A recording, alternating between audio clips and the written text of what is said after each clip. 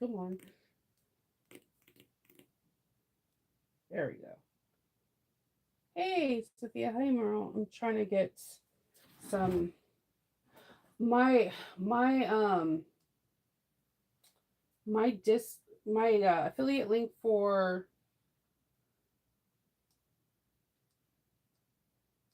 Simply Classics is not working. So, but I want to put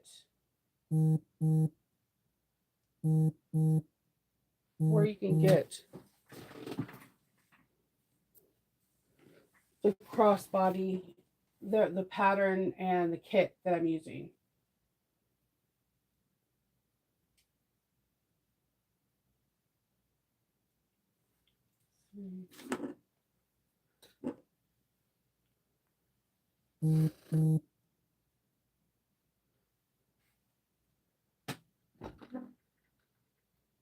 Give me just a second.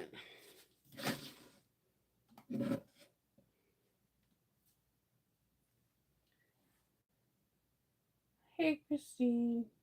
One moment, and I'm going to get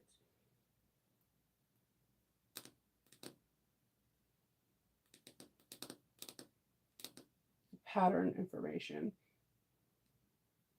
This bag pattern, I I believe it was inspired by a Dooney and Burke pattern, if I'm not mistaken. I don't want to be 100%, but it looks very similar to a Dooney and Burke pattern that I admired for a long time, and that's the reason why I wanted to sew up this pattern because I was just like, holy tamales, it looks just like a Dooney and Burke. So I was like, let's do it. I have all the links in my description section as well. Um, hey, hey Sandra. So like I have all the links in there. The affiliate link doesn't work, so don't worry about that. Just support a small business. This pattern is pretty epic. I thought the sew was really fun. I made a small one. I made one already, and it is smaller than I thought. So when I made it, I was like, "Holy, this thing's tiny, but it's like packed with all the goodness." You're gonna get two zipper pockets, a slip pocket, and just a really nice compact way of doing it. So this pattern is made for confident beginners, and she is 100% correct on this. Um, there, we're going to be, you're going to be doing, there's a key fob, a slip pocket, interior zipper pocket, and exterior zipper pocket.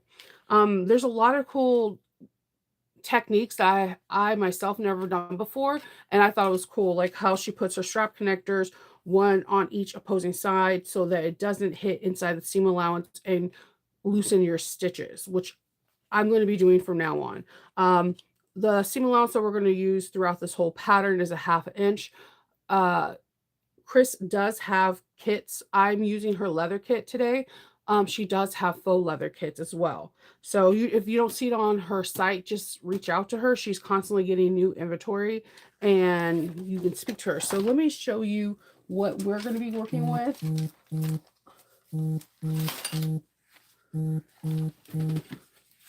Let's see. Sorry, I had an incoming call. So I'm going to be working with this leather, and this leather is the leather that came with the leather kit. It is very, very small. I'm trying to see. Man, clean room means no vinyl around. I'm trying to get a piece of vinyl or something. Okay. Oh, all right. I use this on to sew off. This is a piece of cork. The cork is actually thicker than the leather. So you don't have to skive this. If you've been trying to play around with leather, but you have like a straight stitch machine or just a heavy duty machine, you definitely might want to give this a go because I think your machine can handle this. It literally, the cork is thicker than this vinyl. I mean, this leather. So I used my my laser machine to do this really cool this sorry, I was just making sure it wasn't my kids calling because they love to call right when you're online. I did this laser output for this really cool 12th Doctor, and I put a saying on here: "We're all stories in the end. Just make it a good one, eh?" So that is that one. So let's start at the beginning. I'm gonna not try to sing the sound of music for you. Um, in the preparations, you are going to be doing on page 5. You're going to be putting your stabilizer pieces. You're going to be putting your interfacing. I'm using Woven Fix 2 from Serial Bag Maker. And you're just going to put your interfacings on everything, the stabilizers. Okay. If you cut out the whole pieces instead of the pattern pieces, there's measurements in case you don't want to print out pattern pieces. Then you also going to have measurements to cut out your box corners. Okay. Her preparation is really cool. So then she also gives you a pattern piece that she uses on page 7 for your strap ends and your connector ends. So I'm using real leather, and although this leather is thin and I probably could have got away with a strap, a wide mouth strap, I am going to be doing a traditional strap with a buckle. And I folded both of the ends in, and then I curved this with her pattern piece that she had. And of course, so there's a pattern piece. You take it, you could trace it, and you can cut around, or you can use your a small like 28 millimeter I can't talk today. Words are not wording for me. You can use an X-Acto knife, or you can use your you can use anything that can cut a nice round corner. You can use that, or I did scissors, which I did a kind of not the best job. As you can see, this area needs to be cut a little bit more. And then what you can do is you can edge paint it. But my trick for this is I use double-sided tape on the areas that I know are going to be cut together. So I'll use a 1-inch piece of double-sided tape just in this area so that it stays together, so it can be cut evenly and it doesn't get all wonky. And then you can use your rotary or your whatever blade that you have and cut a nice smooth corner. And then because I'm using a buckle, you can either punch a large hole, or you can cut an oblate, like a bigger like, oh man, that has a lot. Okay, sorry. I use this a lot. You can do a punch to have the buckle have a little bit more room, and it just gives it a cleaner finish. I got these on Amazon. I'll put a link into those when I'm done with this. I forgot to do it. It's like an oblong shape, and you can get them in a held one, or you can get them if you have a press. They're usually in a smaller kit. I like the handheld one because it's just I can bang it out real quick, and it's easier to make sure that I have it nice and straight. So we're going to be using, as I accidentally flew a pattern across the room, it's fine. You're going to be using a tool from Simply Classics and their hardware. She has a roller buckle. So what this means is this goes in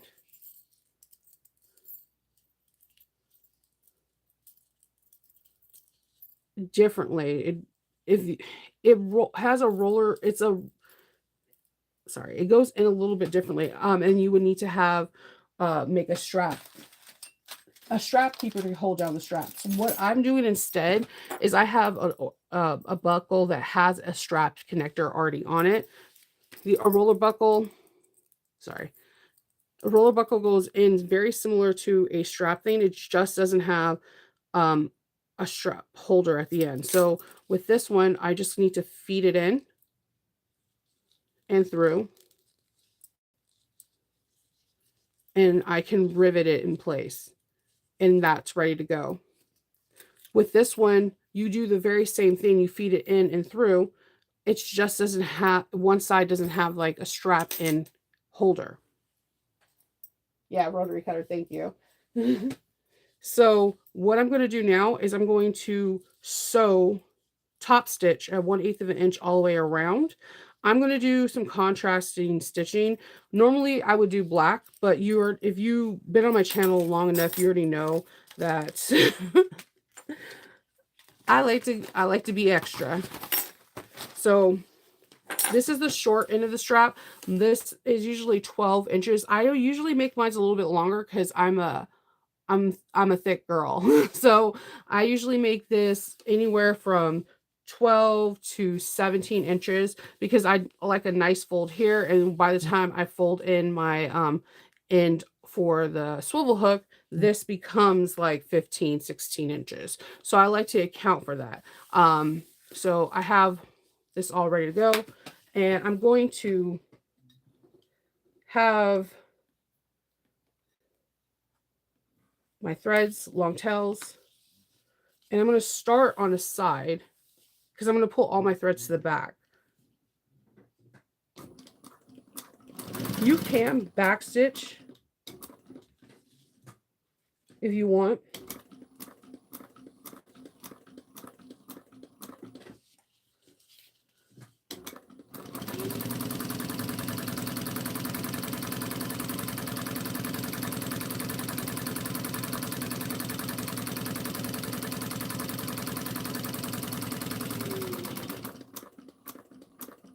And make sure if your needle is down, it's all the way down and about to rise up. So that way you don't have any skip stitches. You want it so it goes down and then you push it all the way down. And then when you could feel the pressure of the needle trying to lift up, that's when you want to turn your corner and pivot.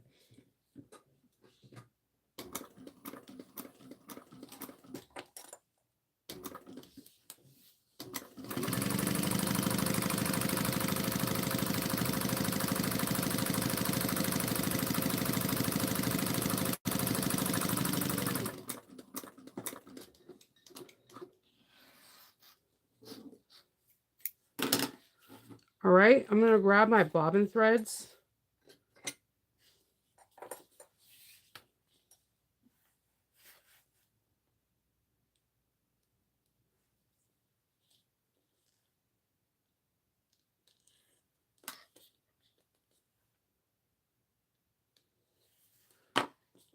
And I'm going to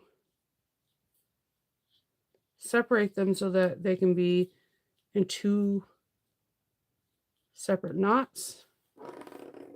And I'm going to tie them off 3 times. Now you don't have to do this. You can really just like backstitch.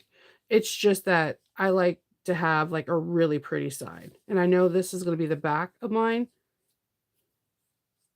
And it's going to be covered with a fold over. So I have an opportunity to really hide my stitching.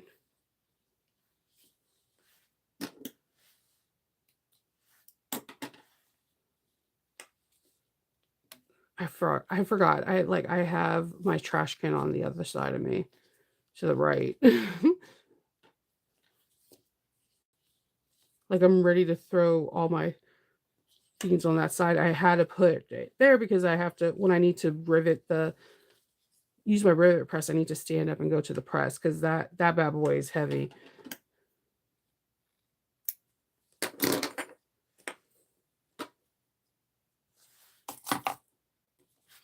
All right. And then I'm just going to zap it with the thread burner just to melt just a little bit. See, that's all nice. Now I'm going to feed this through. And make sure when you're feeding it through that where that tongue is, they usually has like a nice little indentation, some kind of impression that you have that going the correct way.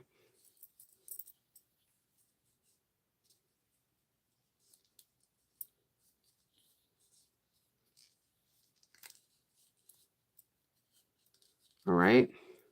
And this is why we do an oblong shape. You want to kind of have it even. You can even, if you want, go around and top stitch around that area, but I use carpenter's tape and it's not going to go anywhere. If you use double-sided tape, it's not going to go anywhere. Um, but if you wanted to give it an extra pizzazz, you can. So I'm trying to make sure that this oblong shape is even on the other side. And then that's when I'm going to punch my hole in the center.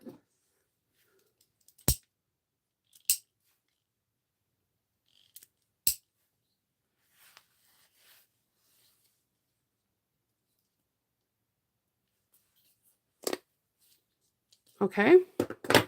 And I'm going to use a red rivet just to highlight these rivet colors. Okay, I'm going to set this rivet real quick.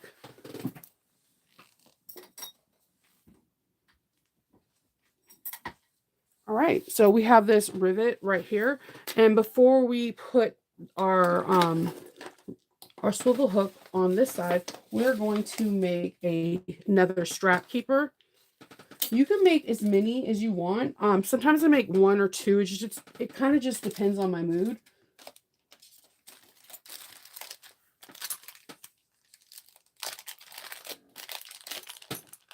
I'm getting out the swivel hooks. Her hardware is so pretty. I keep trying to throw something my left side. This is going to throw me off. Look how shiny it is. I love nickel. I don't think I use it enough.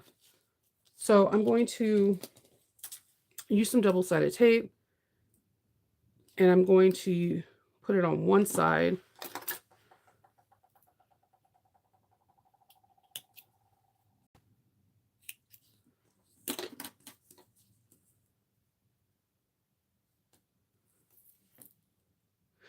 I don't like having a floppy strap when you're doing the buckle method. So I usually put two straps, even though this strap is going to be secured with this as a strap connector. I like to have two, so that way if you are the more petite and shorter side, that you can really put the strap connector on different parts and you'll be fine.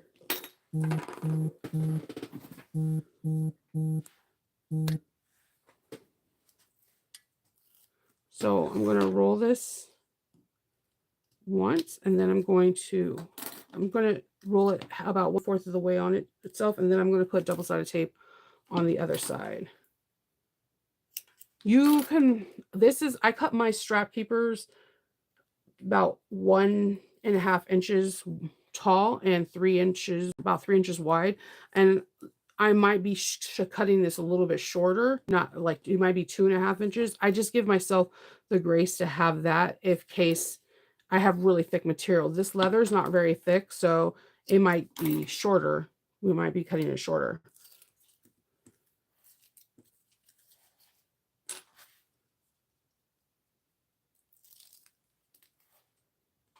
And then I'm just going to fold this on itself.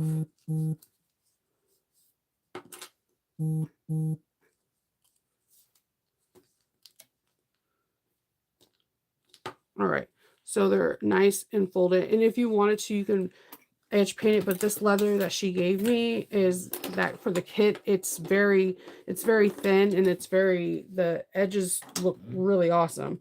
So I'm just going to stitch down where it has like the raw edge. You can stitch down both sides if you want. It will look awesome that way. I'm going to back stitch to lock in that stitch real quick.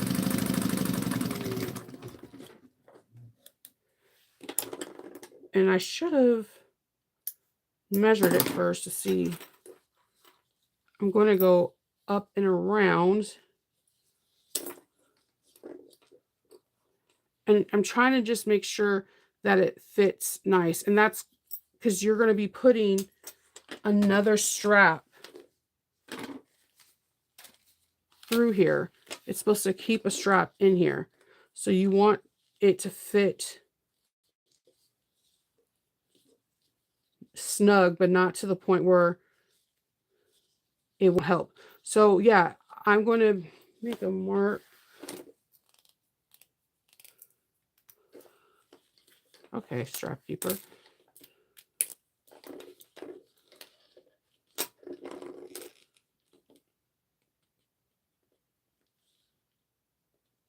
Okay. I'm going to, that size is perfect. I'm going to back stitch and do this one.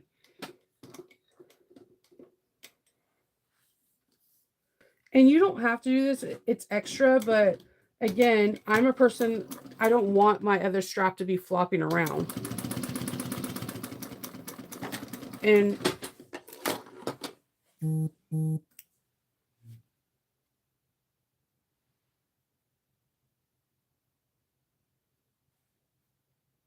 let's see. So what I'm going to do is place my markings together, punch a hole, make sure I don't punch a hole through the stitches,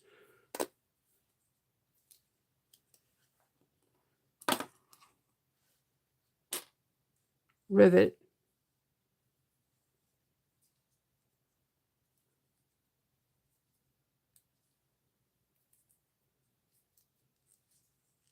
and if you, this is leather, there's these staples you can use, Buckle Guy has, that they, instead of riveting, they do this really cool stapling thing.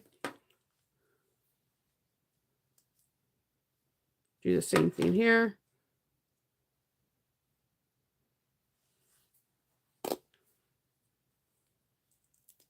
And we're going to rivet.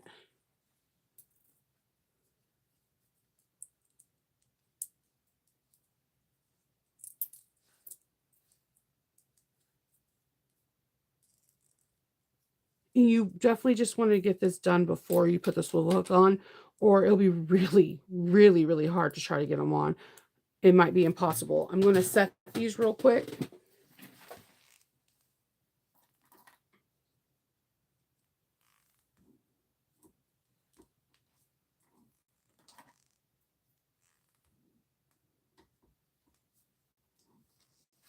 Okay, I'm going to slide these on.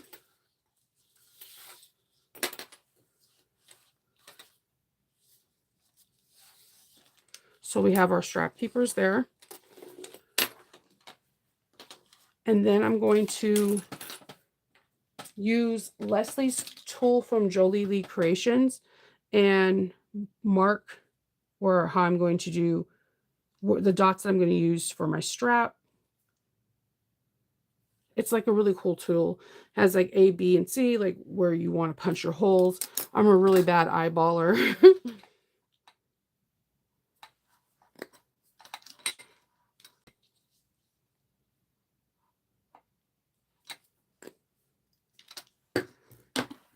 And then I'm going to make sure, turn this over and make sure that I'm having my straps face the right direction, the end points.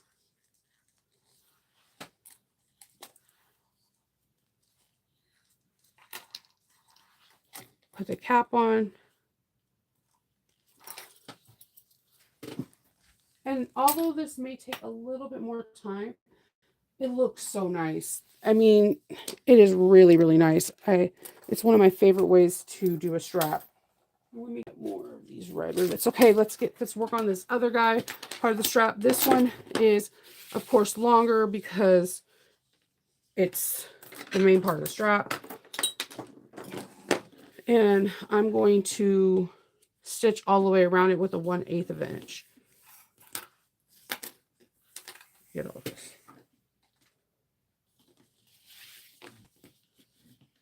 And this one, I'm just going to back stitch inside of here because this is where I'm going to put wherever you're going to put the swivel hook, that's the area you want to back stitch in.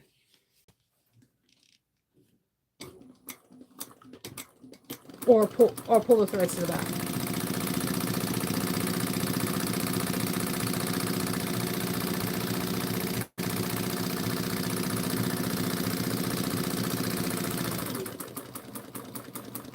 Needle down and then slightly go around the corners.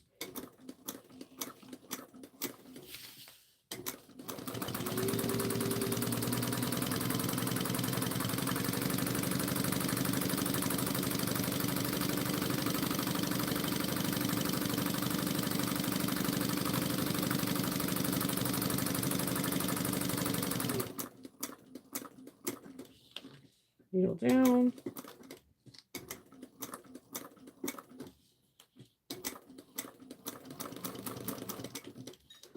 All right.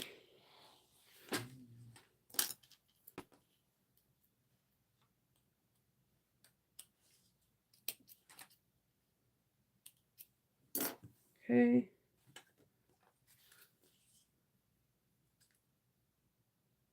Using a little thread burner to really zap those in threads, and just to make sure that I don't misuse the area and forget this is the area that I want to rivet. I'm going to punch my holes and rivet in place.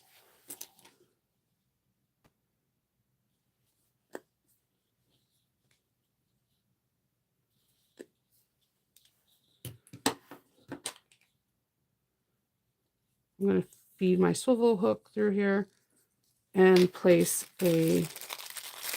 another red rivet. I got these red rivets on Amazon, and I'm very surprised at how much I've been using them for so many different things. I am really into color rivets at this point.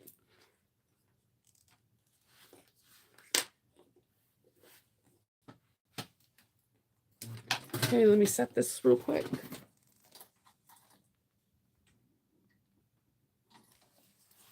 All right. So for this portion, I'm going to be using another tool. We're going to be punching the rivet holes, not the rivet holes. We're going to punch the holes that the buckle can go through. I'm going to make 1-inch holes, 1 inch away from each other. And I'm using this really cool spacing tool. It's from Emporium Threads. I believe I got it at a So Magical, and it really does help me because, again, I'm a really, really bad eyeballer. So I'm going to just line up my 1-inch strap with the tool, and I'm just going to make little marks. And then I'm going to continue. I'm going to make it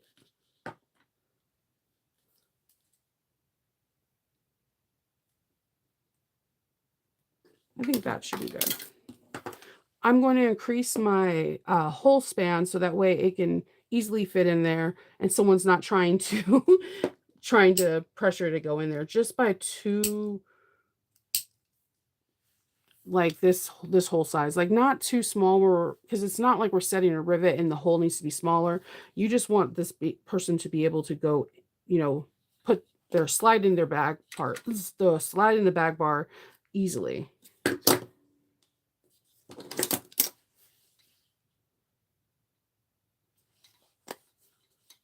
And I think I'm using a size 5 on, if you guys have something similar, they usually have numbers. I'm using the size 5 on my rotary punch. And yes, I'm doing the sewist turn. Do you guys all do that? Because you punch the hole and then you notice that you have to kind of like twist your hand back and forth.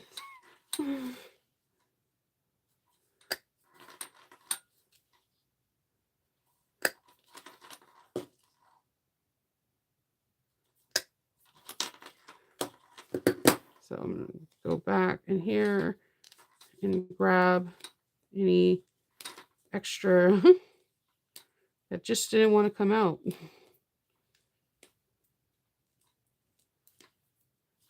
I think I need to sharpen my hole punch again. There's a tool that you can use to sharpen it, but sometimes I get a little lazy. I'm not going to lie.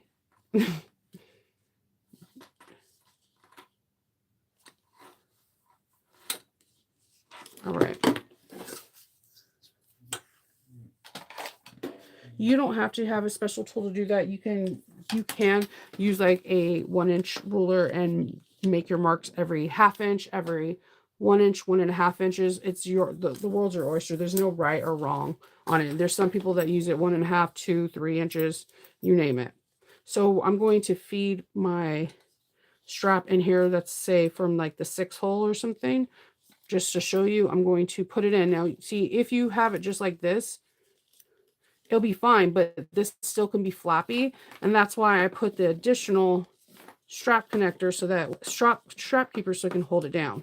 So now we have this gorgeous strap. Isn't it pretty? Okay, let's get ready for the bag to go. All right. Then we're going to use that same circular piece for the strap ins. We're going to use for the strap connectors. So I got a thicker piece of leather for the strap connectors because we're going to punch a hole in them and put them on at the end. But I still want to top stitch them this really pretty red. So I'm going to pull the threads nice and long, and I'm going to pull the tails. So that way they look really uniform. I'm going to go 1/8 of an inch all the way around.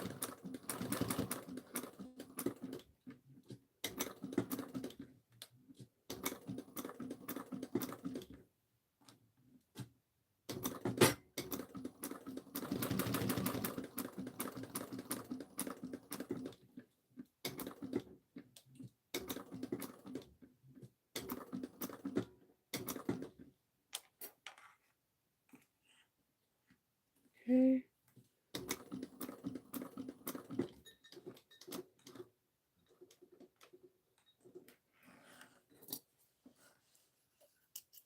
Okay, we're going to do this one on the other side too.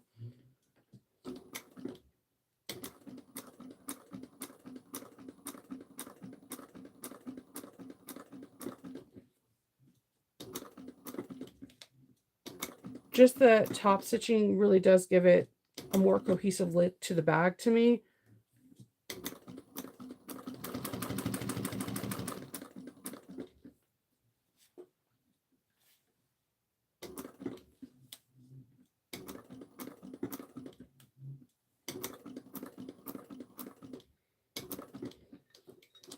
When I got my leather kick, first of all, they ship incredibly fast.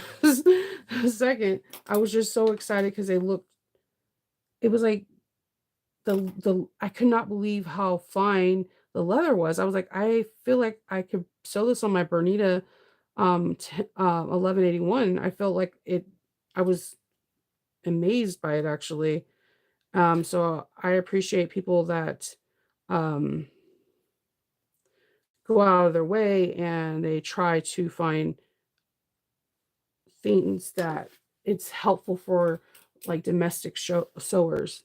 If you accidentally don't pull the threads back right, use a needle and you can just thread it through and just find that hole. Because like this, I skipped a stitch and just find a hole and just put it through. So therefore, you have no skip stitches now. It's done. Now I'm going to tie the threads in the back.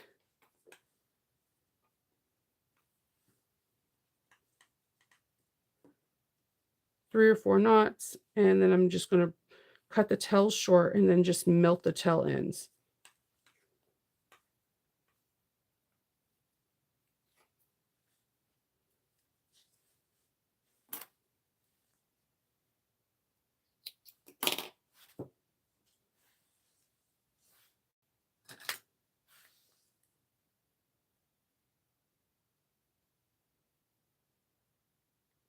Okay, that's one. Let's pull these.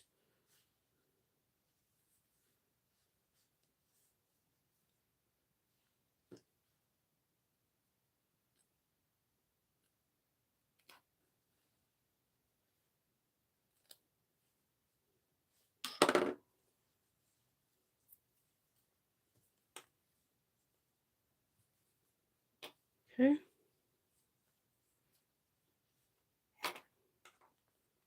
All right. I'm using Kasaya's red color thread. I believe in lipstick red. This color is very striking, especially against black. And I do feel like it does blend with any red, even burgundies. Like it's a very blendable color. But against black, it becomes my favorite color.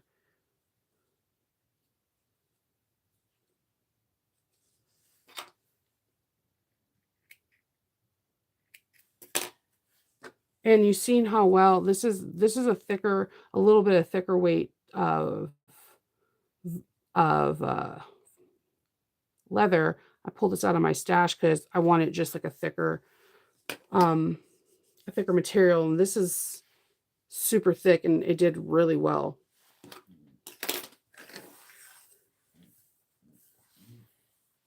All right.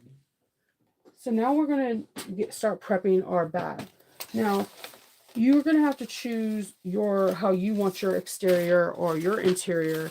I'm going to have this be the front of the bag because it's just cute, and I'm going to do the zipper as the back. So what I'm going to do is we're going to follow the measurements that we have on the back. So if we are looking at page 9, we're going to be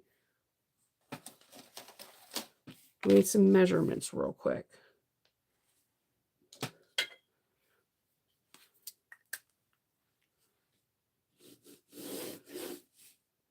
I'm going to doing something slightly different, but I'm still following the same principle of her measurements. So from the initial measurements, we're going to mark halfway down, half an inch down,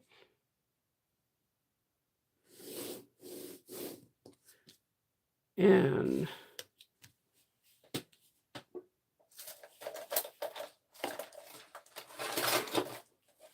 then we are going to mark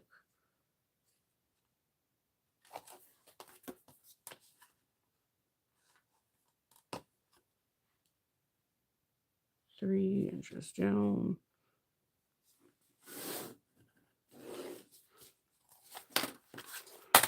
Okay. With all patterns, finding your centers it's key. As soon as you find your centers, everything will line up perfectly, and it just makes your life a whole lot easier.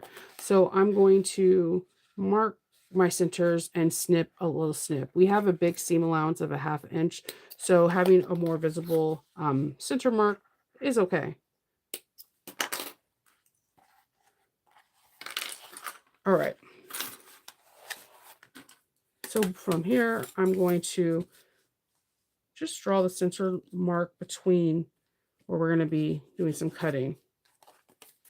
We're going to be making a 6-inch zipper hole on this mark.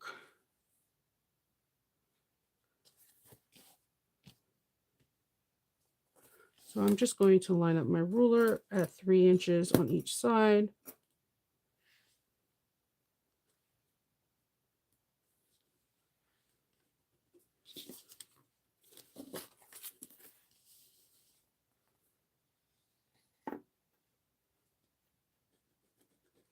All right, so this is a 6-inch mark, and we're going to cut it out.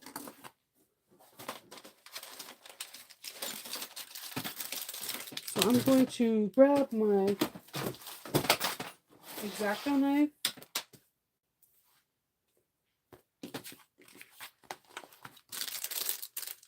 I would normally do this with a rotary cutter and then like just roll it and cut it from where it is, but this table is not meant for a rotary cutter. It really isn't. So I'm just going to use an X-Acto knife and putting it in a fresh blade and watching other blades fall on the ground. That's about right.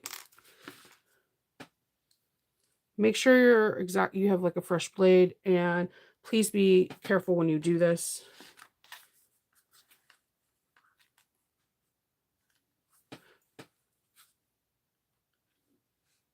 You can do it with scissors as well. I'm going to use my ½ inch mark and the ½ inch mark grid on the ruler.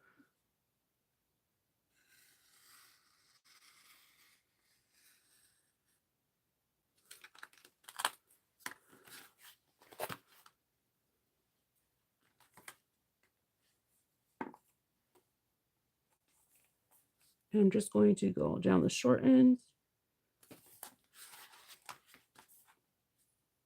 There are some people that I promise you they can do this, like, and they look like they're making magic. And then there's me. And I am just trying not to cut myself. The whole time I'm like, don't cut yourself, don't cut yourself, don't cut yourself, don't cut yourself. And I'm cutting out this hole, and we have this now open. Now, what she does next is that because this is leather, she just puts the zipper showing through, and you can definitely do that. But I wanted to have a just like a different color zipper facing, and I made one.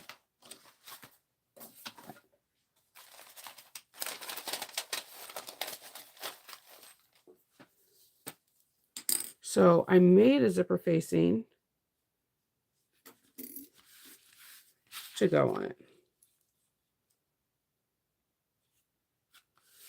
And I'm going to put some double-sided tape to stick it on there. And you're like, why did you do the other way? Just to show you that you can do it. And after this step, you follow the same steps, just not with a zipper facing.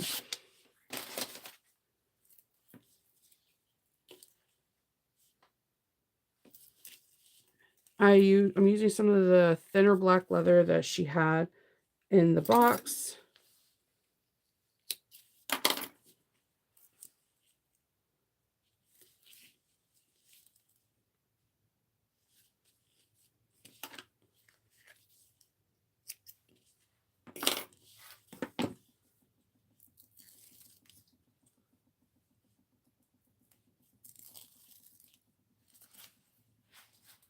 Okay. And I like cutting out the hole because it like gives you the perfect placement.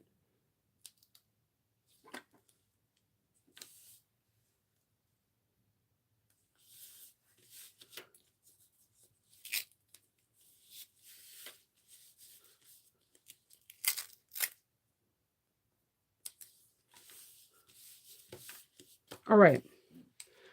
We're going to stitch around this at 1/8 of an inch all the way around.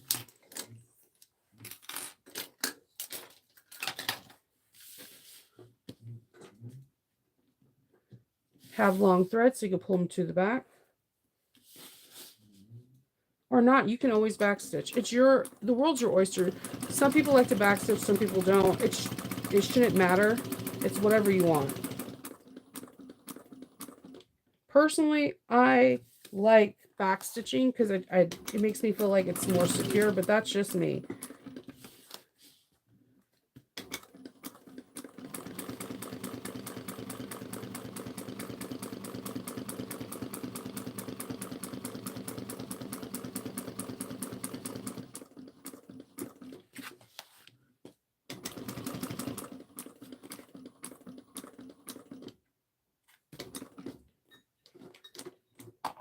I actually like backstitching over zipper teeth a lot.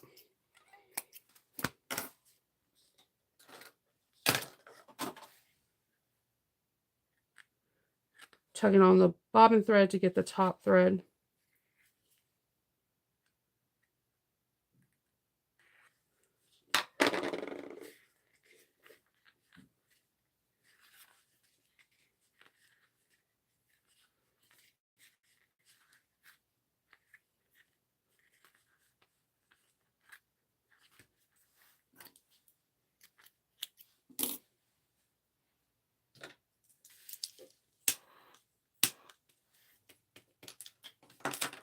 All right.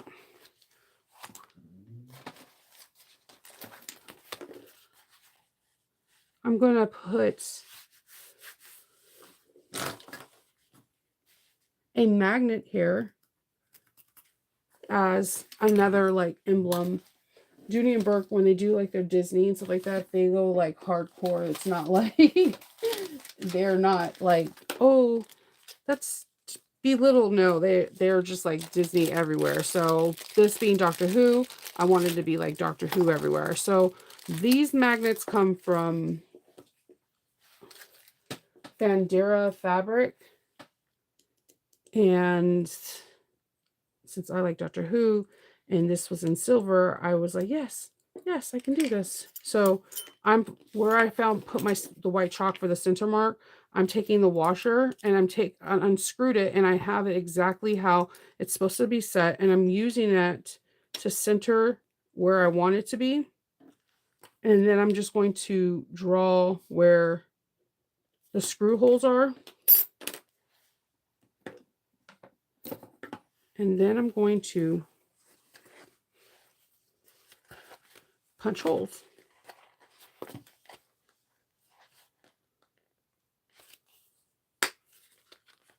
And I'm doing this before I put the pocket in so I don't accidentally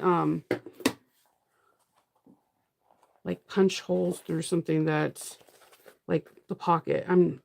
Knowing me, it would be something like that happening to me.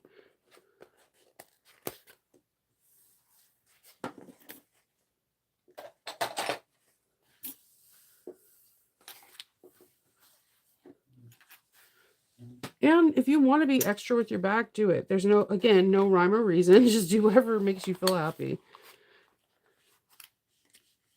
And because this has a plate, I don't need to have like any tape on it. It's a smooth surface. You could put like Loctite or glue inside of the magnet area so that it can stay. I don't do it. I have never actually had to do that for any magnets. Once you screw them in, they kind of just stay.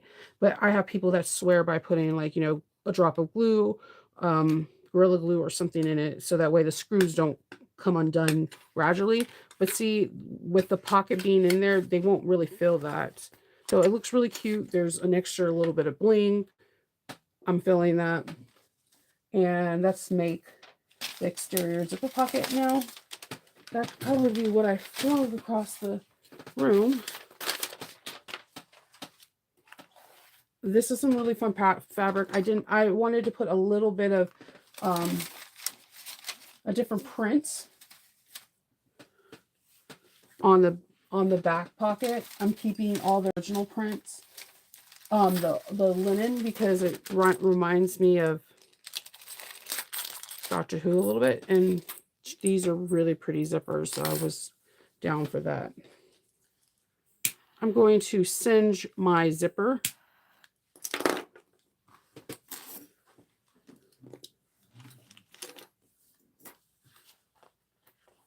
And I'm going to put the zipper, wrong sides of the zipper tape on the right sides of the fabric. And make sure if you have directional that you put the wrong sides of the zipper tape on the very top and not the bottom.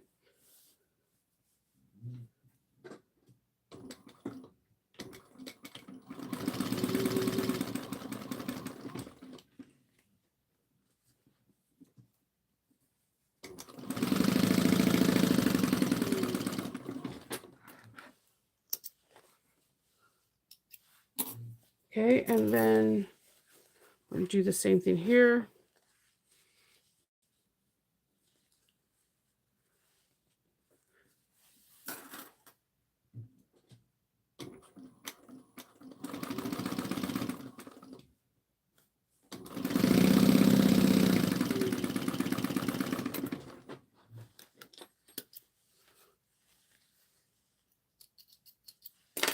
All right.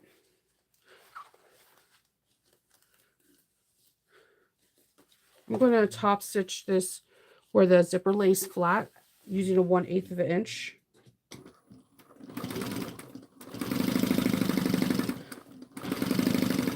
I've seen some really cool tools this past week on people's lives with some zipper installation, and I've been like secretly dreaming that Santa brings me one. And my husband's gonna be like, how am I supposed to know what to get you?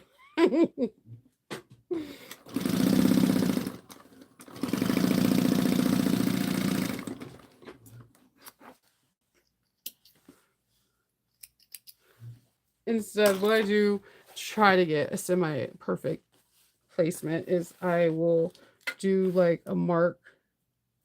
I try to do white chalk. Where is the white? That pink chalk, man, it sometimes is very hard to get out. So I'll do like a light white color right there, and then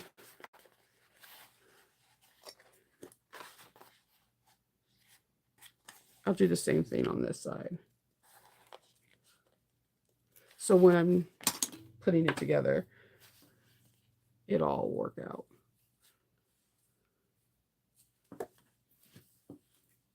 I'm putting 1/4 of an inch double-sided tape on the edge of the actual zipper tape itself, not above it, not below it, just right on that edge. So it be even as possible. As you see, it's covering up my zipper tape. my previous stitches. Then I'm going to put my zipper pull on here. There are a lot of tools that can help you put on the zipper. There's zipper jigs. There's like dingle hoppers. I believe Chris has a tool too that like it's a really fancy fork on this like pretty like wood block that helps. I am very fortunate that I can just I hear a click and then I pull it through. But I know that it's not like that for everyone. So use a tool, make your life easier instead of struggling. And I'm here for the tools. I love tools and different gadgets because there's so many things that I can't do. And when I get a tool that helps me, like I can't eyeball for nothing. So I get every kind of tool that can help me center something. So I'm going to use those white marks to center this. And I can see the white marks, and that's how I can get a nice clean center.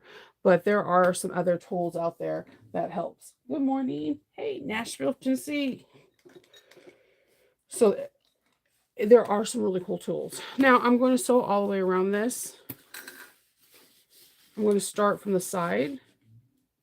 I'm going to start from actually the top part straight. 1/8 of an inch all the way around. Long threads because we're going to pull our stitches to the back.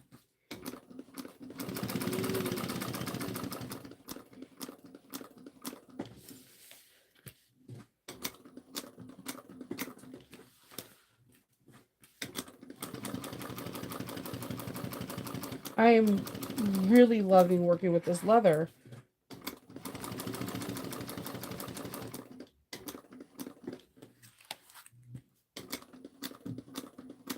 It's not my first time working with leather, but it's my first time working with Simply Classics leather, and holy heck, it's smooth.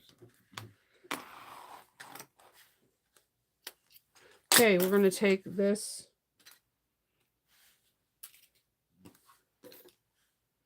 pull our bobbin threads up, and our top threads from our bobbin. We're going to knot this about 3 to 4 times.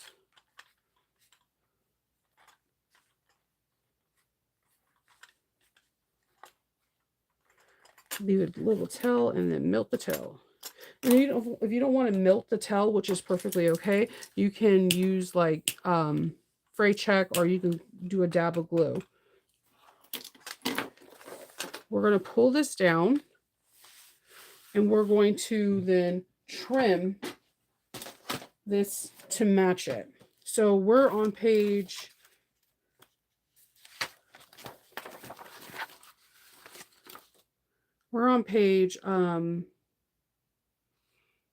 12, and we're on 49 and 49 and 48 and 49. So we're going to be trimming this to fit. So I'm just going to clip this on the side to make sure there's no shifting, and I want to make sure that mine's is actually going to be trimmed where it's not like in the back bottom. So I'm just going to go about 1/4 of an inch up above where I cut out, where the cuts out are, and trim that.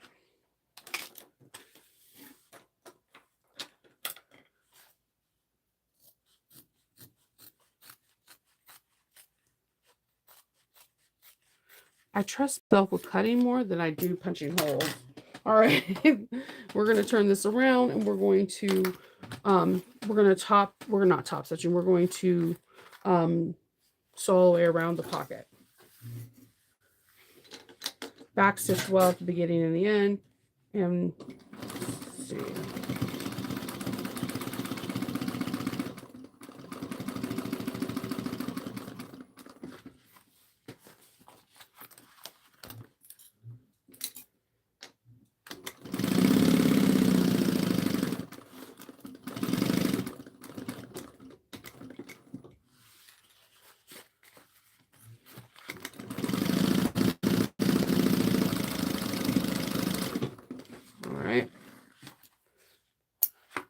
Trim those threads. And we have a really fancy zipper pocket. All right, so I'm going to turn on my press because we're going to start putting things together. And we're going to need to warm up an iron because we're going to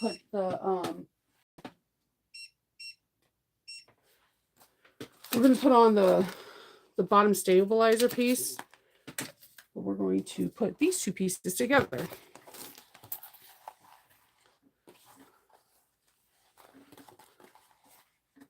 So I'm going to notch up those corners.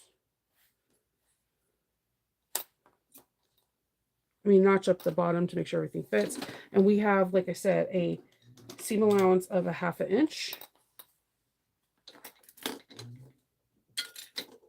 Rock and roll. Back stitch. I go 2 steps. I was going to say 2 steps forward and then 2 steps back, but I go 2 steps forward and I do a couple of stitches back, and I'm literally going off of it and then going forward again just to lock in that stitch.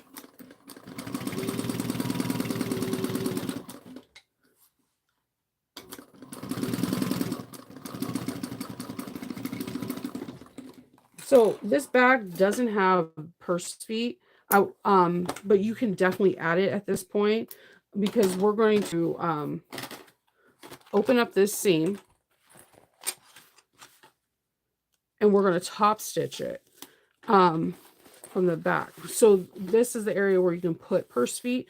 You would need to just make sure that it doesn't pass where this opening is, but the bag is really little that I don't think it necessarily needs it.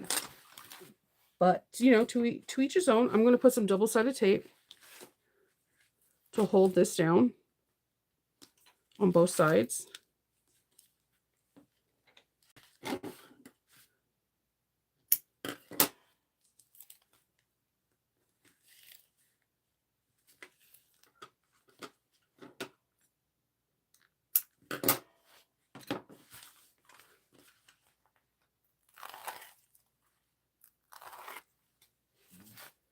Okay, we're going to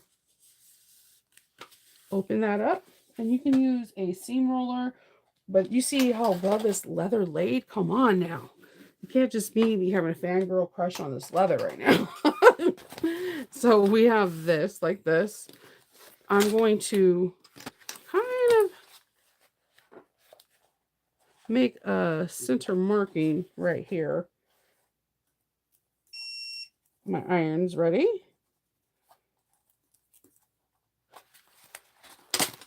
And the reason why I'm doing that is I can now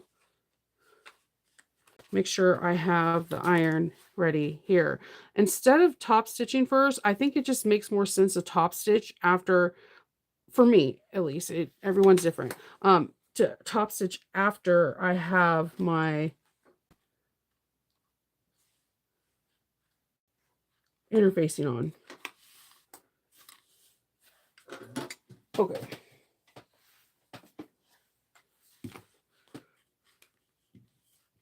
So I'm going to let it, I have Decoville Light. I'm going to let it just sit for a couple seconds in each spot.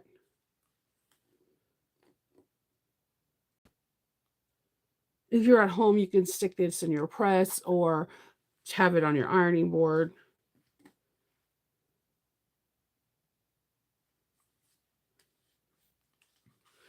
You can actually do double-sided tape if you wish, and then just flip it over and you can sew the box all the way around and it will look really cute.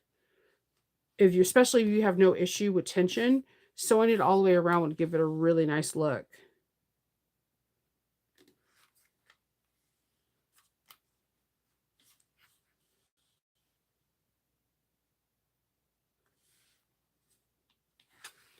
And normally with Decoville Light, the reason why I'm also top stitching it after, Decoville Light needs about 30 minutes to cool for the glue to really adhere to the fabric. And if you don't wait that 30 minutes, then there's a high possibility that you can get lifting in some areas or bubbles or whatever. So by doing this top stitching, you're kind of just giving it that second win where it's like, okay, it's not going to go anywhere. Right? Move this. So, like, I believe if we look in the helpful hints in the suggestion, it says hint, look on figure 59. If you're following me on page 13, if the stabilizer is not sticking properly, use a 1/2 inch on all 4 edges and stitch a decorative stitch to the back. So you would just need to go around and draw a 1/2 inch, and that I love the fact that she has this as a helpful hint, because I probably would have done 1/8 of an inch, and then I would have top stitching showing on the top part of the bag.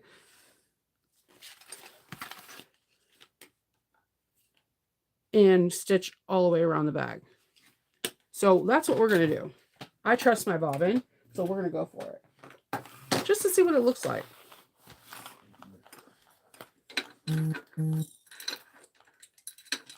But first, we're going to top stitch the seam that we have. We're supposed to do 1/4 of an inch on both sides. And I'm going to back stitch on both sides because we're locking in that seam.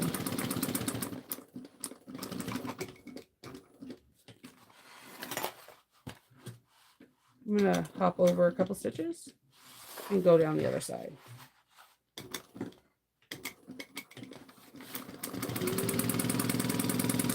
This thread looks really pretty against it. Like it looks really awesome. This is very pretty thread with this. And you see as we fold this, how this automatically wants to go together. Chris did an awesome job because there's like a small 1/8 of an inch gap. This automatically wants to bow in to become the bottom. That's really smart and clever, and I appreciate that. But so look at the thread against that. That again, this is the, let's see, it is the Tech 70 lipstick color red from Saya Swags. So let's do this decorative stitch. So we would do a 1/2 inch. I'm going to pull the tails to the back.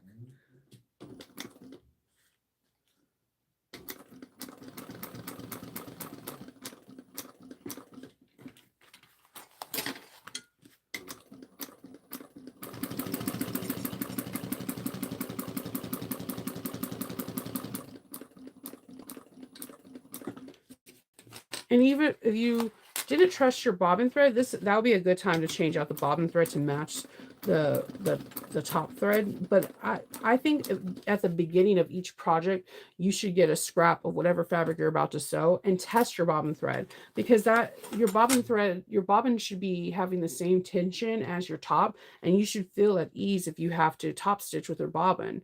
It should have the same kind of pressure, and it should feel okay to use.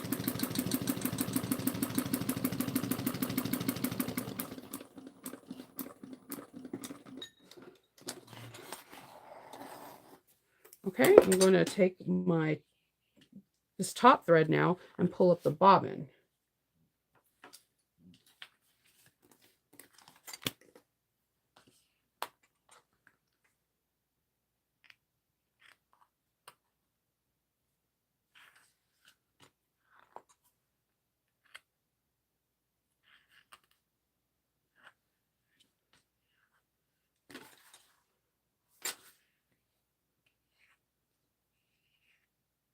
Okay.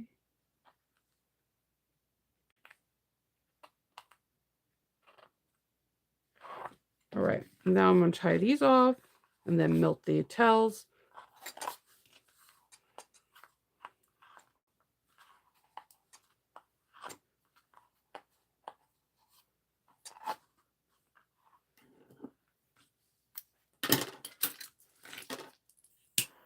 I got this little lighter at Walmart, and I was like so excited to get it. I was like, oh, lighters all around. Oh, that's cool. That's a very cool, like, it's a little boxy. It's cute. All right, so then we're going to sew up the sides, and we're going to be done with exteriors and then working on interiors right now. So I always like to clip on the top and then make sure that the bottom is even.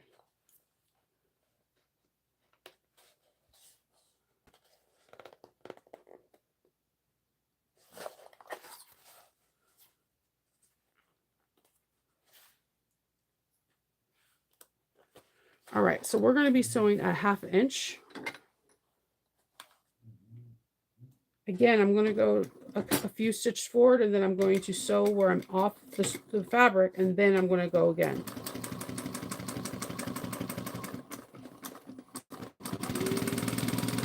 I'm going to sew all the way down, sew off of it, and then come back on.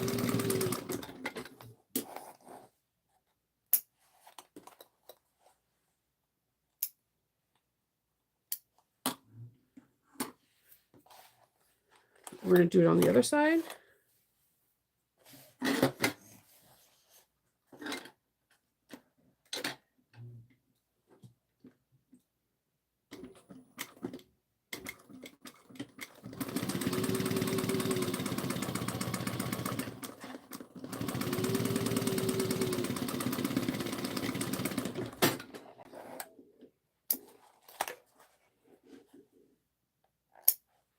Okay. So after we sew up the sides, we are going to trim the sides to 1/4 of an inch, but we're keeping a 1/2 an inch. No, I'm sorry. We're using double-sided tape for the sides of the bag. We're not trimming. Do not trim. We're going to kind of butterfly them open with double-sided tape. That's pretty cool.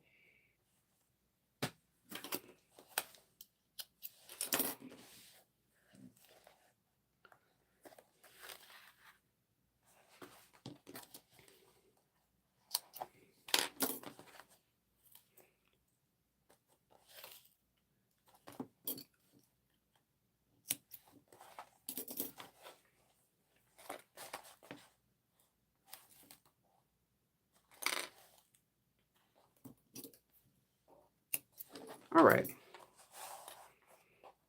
We're going to remove the double-sided tape, and we're going to press the seam onto the double-sided tape.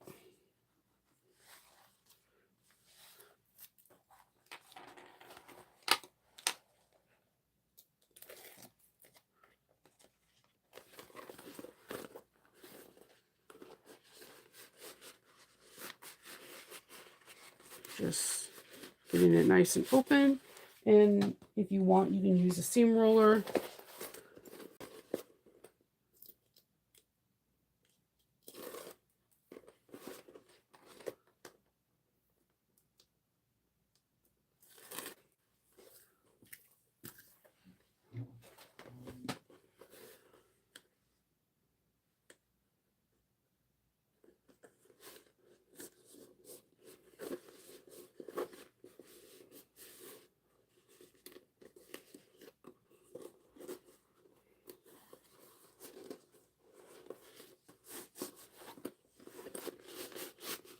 Okay, the seams are nice and open.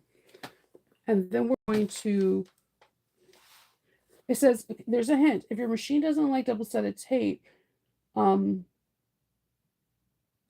put double-sided tape all the way to the top so you won't have a sticky needle. So then we're going to match the seams.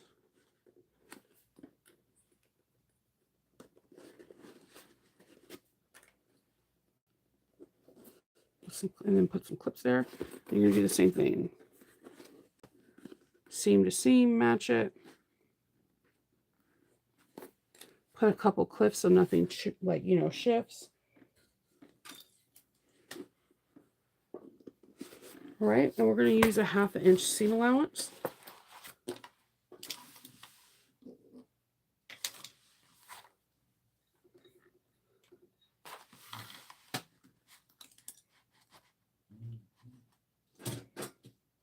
I'm going to, again, a couple stitches forward onto it and then a few stitches off.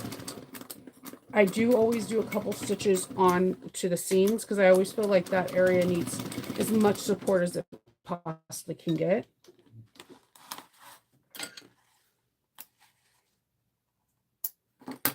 Okay, and then we're going to do this on the other side. You just want everything to be really matching. You don't want there to be like a weird gap.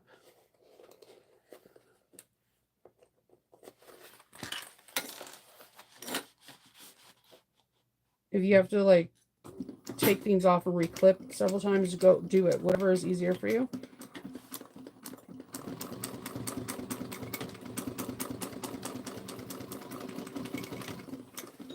All right.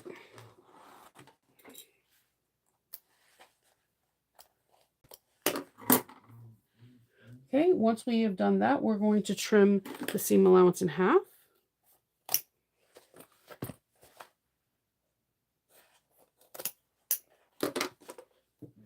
And then we're going to turn this right sides out.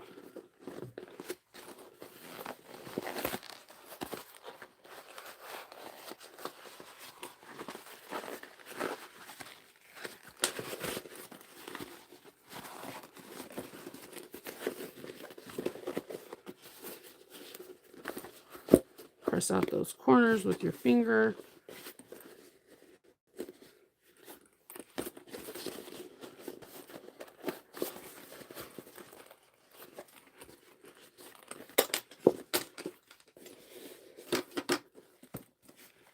And then we admire what our exterior looks like. This looks so cute. Look at how sharp that box corner is because of how the interfacing was set up. This is really beautiful.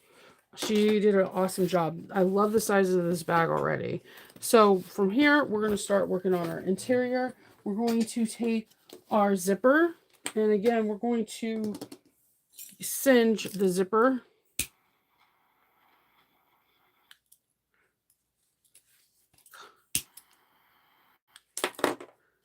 We're going to make a 1-inch mark at the top of one end. From this mark, we're going to separate the zipper teeth. You want to pinch at this 1-inch mark and kind of pinch and let it fold in. So you want that where that white part is to go towards the zipper teeth. So pinch it and let it fold onto it. Then grab a pin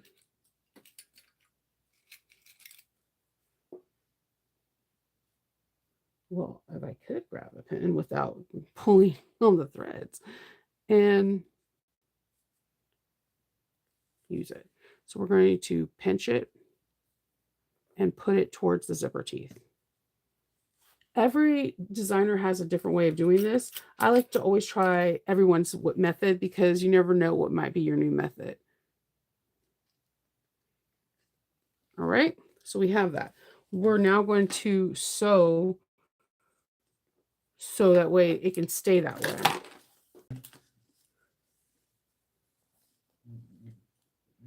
I'm just going to go across real quick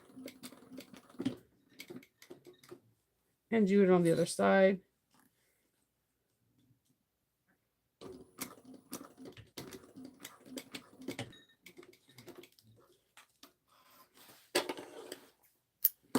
I'm going to pull the pins out. I'm going to remove any jump stitches because I decided to pull the threads instead of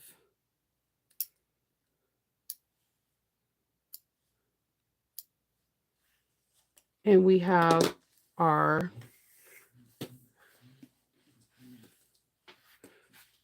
zippers.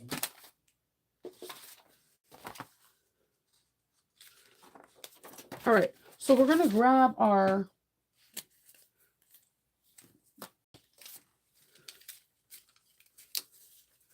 zipper lining plackets, the lining and the exterior.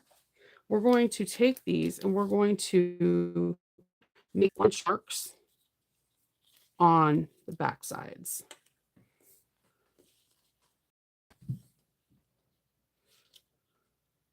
Hold on, I'm just going to make sure they're all the same size. Sometimes when I interface linen, cotton, or whatever, I always make sure that the interfacing is the exact same size that it needs to be, but I make sure the linen's a little bit bigger or cotton's a little bit bigger because I'm allowing it time to shrink. I do usually steam my fabrics before I do anything so I can get like the most shrinkage in any kind of product they use, like starches or whatever, out of them. But you know, sometimes it just, you don't get it all.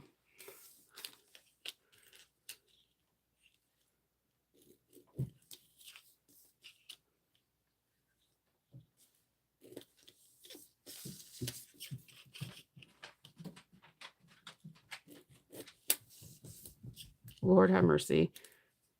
I hear you pop up. I know. What's up? What's wrong? And you can't get to me. You're gonna knock down stuff. You're fine. I promise. I know. Is Roxy out? I know. I know. Is Roxy not playing with you? You can tell her Mommy said play with you. I know, you got a lot to say, Papa. You go lay down, okay? You go lay down, Papa. I know. It's not fair. So we're gonna put double-sided tape on the ends of all of these. Today, ever since he got his some updates on his vaccination this week, he's been very vocal this week. He's been kind of grumpy.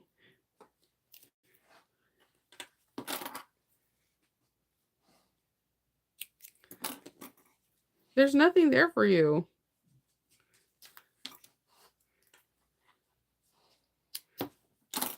You want a pillow? I can give you a pillow. Here. You can lay down right there and I can watch you. Just, I know. I know. I know. I know, Papa. It's not fair. There's your sister. Why don't you go play with your sister?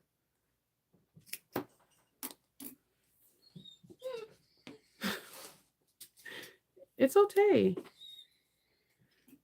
No bird calling.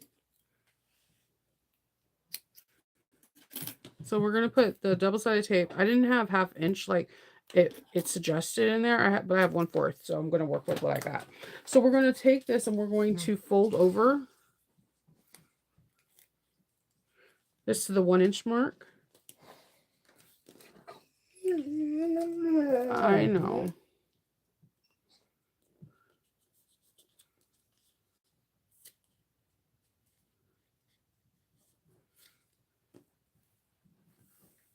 Let's see.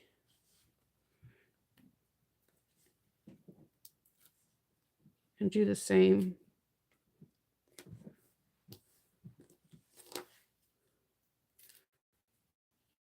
On the exterior pieces, you're going to fold over both short ends. On the lining pieces, you're going to leave one open. And I think she has it just to make sure that if there's any stretch or anything on the lining pieces, that you can like make it where it fits a little bit more snugly. Because that happens. Things, prints, vinyls, leathers, things can shift and stretch. And you have to like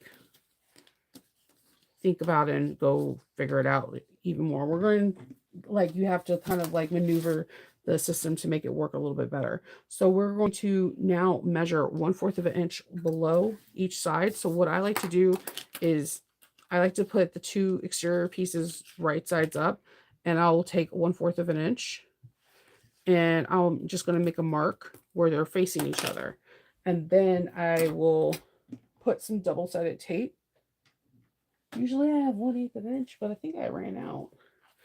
And I'm going to just use what I got and not complain. I think wait, I think Wawak needs to have like a subscription box for double-sided tape, like where you can get like one fourth of an inch, one three eighths, or and one eighth of an inch and half inch or something, like every other month or something, like having a price subscription. So for people like me who like run out in the most weird times. So I'm gonna move the double-sided tape on both sides of these. You don't have to put double-sided tape. You can clip this. It's just with zippers, it's easier for me to use double-sided tape. So I'm going to put these right sides together, and I want to have the start of this circular portion right on the 1/8 of an inch chalk line, and then I want the raw edge, not the zipper teeth edge, to line up nicely with the open edge of the placket. All right, I'm going to do the same thing on this side. Right sides together, have the round circular edge right there. All right, I'm going to take this and I'm going to put a clip at the very top.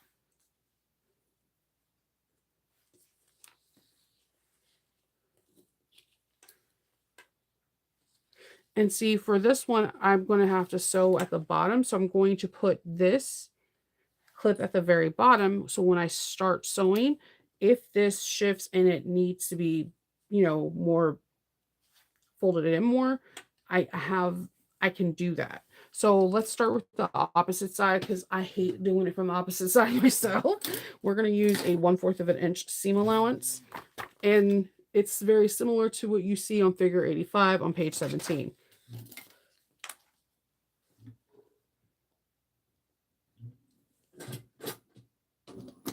Back stitch, but stay onto the fabric and don't sew onto the zipper tape, the exposed zipper tape. All right, see, and now I'm getting closer and I can see that my fold in is going to be a little bit past the 1 inch mark.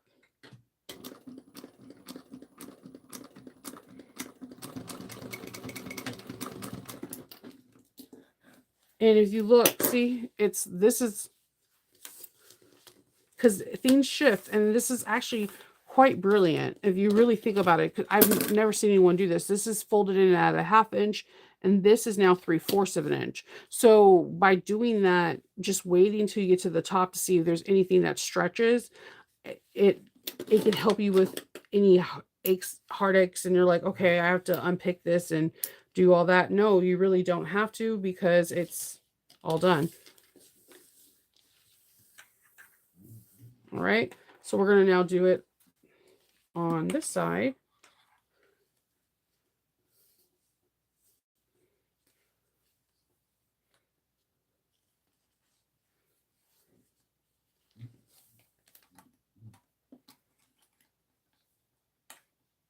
Okay, 1/4 of an inch.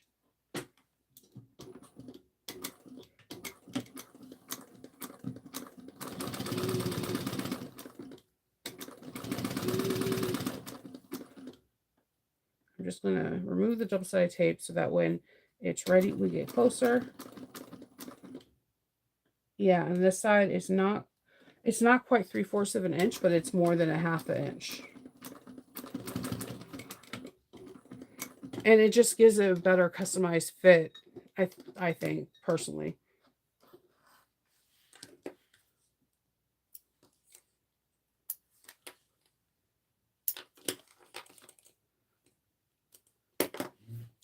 All right, so now we're going to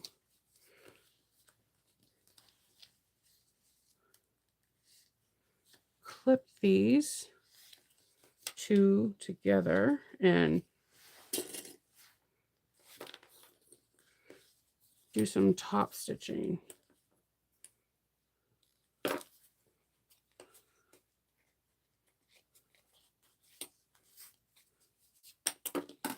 Do the same thing on this side. And then you're just folding wrong sides together so you can see the exposed zipper teeth.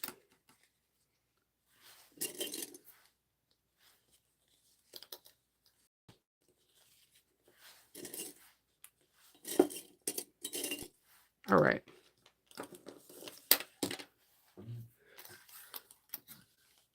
So I'm going to start at the top and I'm going to sew 1/8 of an inch all the way around.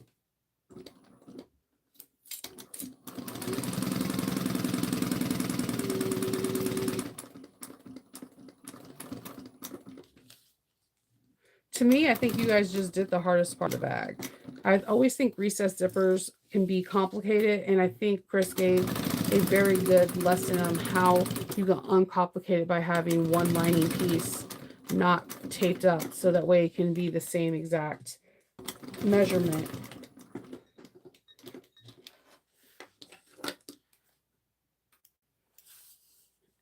Okay, we're going to do the same.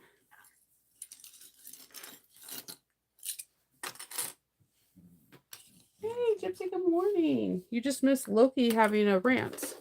A full-fledged puppy, full-fledged puppy tantrum. I think it's because Roxy's not wanting to play with him.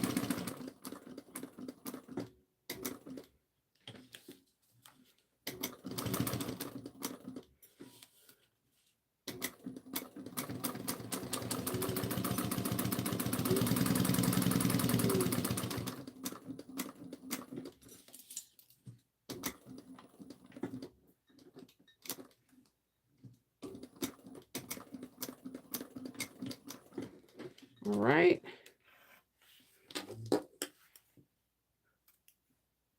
All right.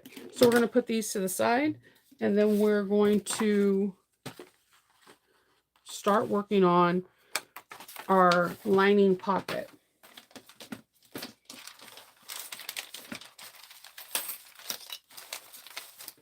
I think that was the piece that I tossed.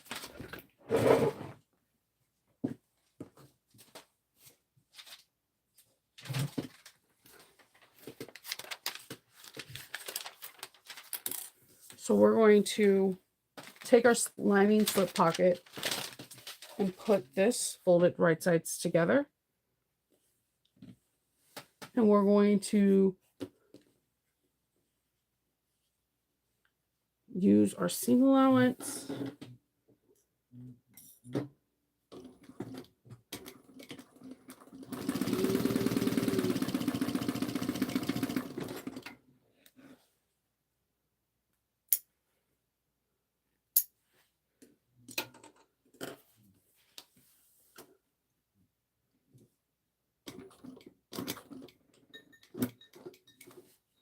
Sorry, my bobbin is acting not the best right now.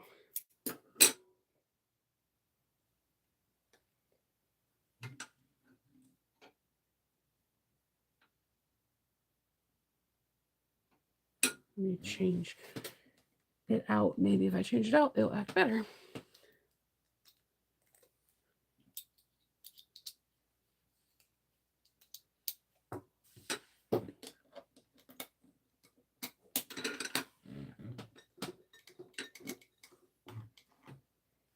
All right. Let's give this a go.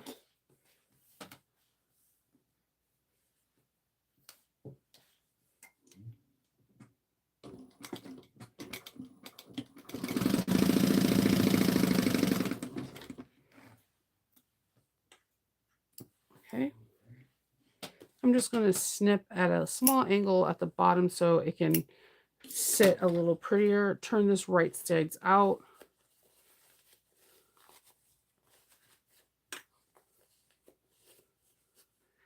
I think because of the material that came with this kit, because it's like an orange reddish, it looked like the hat on Doctor Who.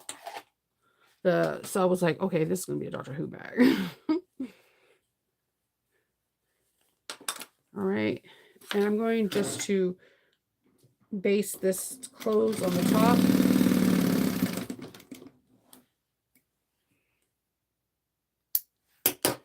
And I'm going to find my center real quick on here. I'm doing something a little bit different. I'm going to put my logo on here.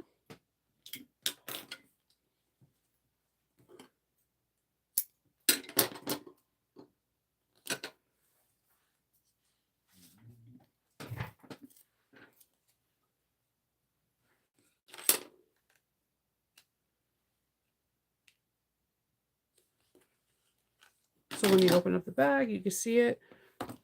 I've been playing a lot with my logo, not just having it in the exterior, but just everywhere, different places.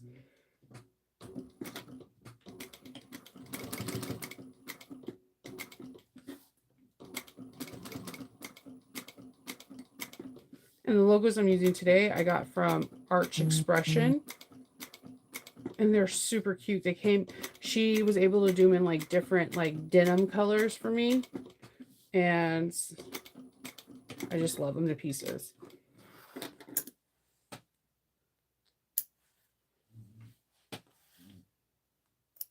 All right. And I'm just going to use a thread zapper very carefully to melt these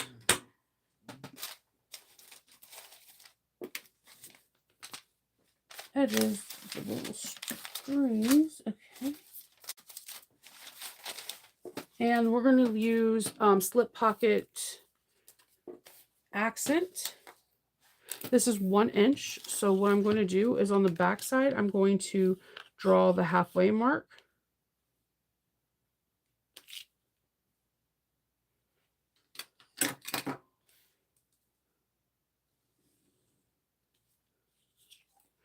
I'm going to put double-sided tape down both sides. Slightly about 1/8 of an inch away from each line. Slightly, sadly.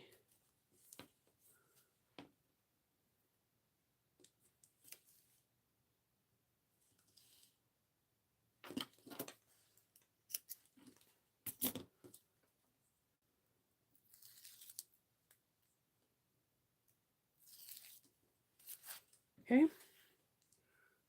I'm going to put this down on here, and then I'm just going to fold this over, encasing all the raw edges. Once I have it and I know it's even, then I'm just going to snip off. Ooh, that just went flying. And top stitch this at 1/8 of an inch, back stitching at the beginning and the end.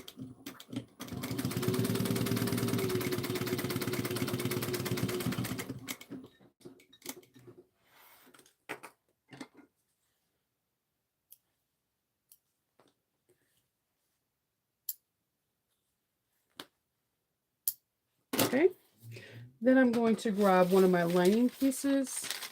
No, I'm actually putting this on the side real quick. Hold on, we're going to work on a zipper pocket, the interior zipper pocket. And we're going to do the same thing. We're going to see the pretty side of our lining and put the pretty side of our zipper facing up. So the wrong side of the zipper tape is going to be touching the pretty side.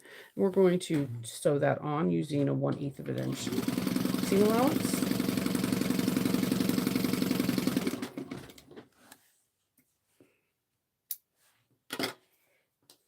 And then I'm just going to, instead of pressing it, if you had your iron still on, you could definitely press it. If you don't, then just top stitch it again with the seam allowance kind of just going down, so that way it'll be easier to put double-sided tape.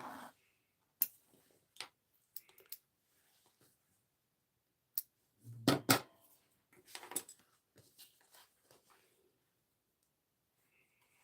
going to do the same thing over here.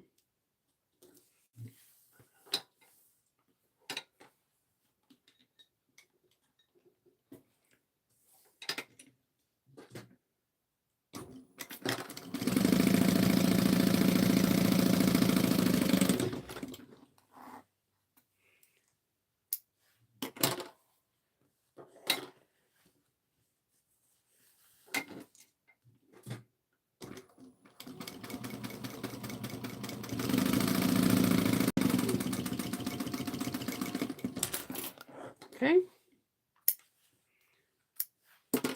All right. In order for me to find my centers, because I definitely need help, I'm going to mark in chalk white the center of this. Then I'm going to get my double-sided tape and place this right up against the edge of the zipper tape. Does anybody else struggle with finding the beginning and the end of the zipper tape, or is it just me? And the thing is, I have really good vision, like, like, but I can never find the seam sometimes, and I don't know if it's just because it's white or I don't know.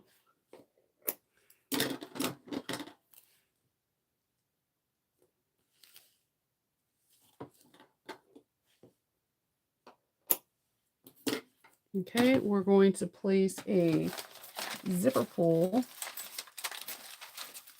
on here. I really like these zipper pulls. They're so pretty.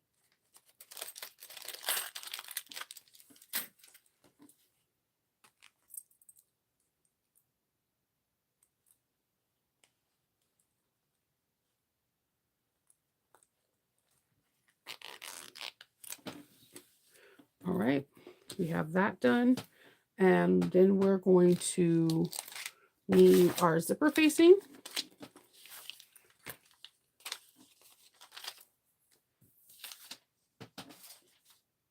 You do? You run your finger on the outside? I thought it was just me. I'm like, oh my God, why am I struggling? We're going to be using the lining. He's going to come down here and complain again. Yeah. Yes, distinguished gentleman. What's up? Your ears? I know. Did you talk to Roxy? Tell Roxy to play with you. I can't make her though. I'm sorry. I know. I know. I'm so sorry. Do you want? I could tell her. Okay. I'm sorry. I have no control over this. I am live though. I know. I think you know what that means. I'm sorry, Papa.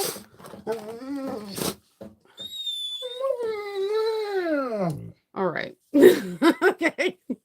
All right. So we're gonna make the key fob portion. You're gonna pop up. You gotta lay down, Mom. You gotta.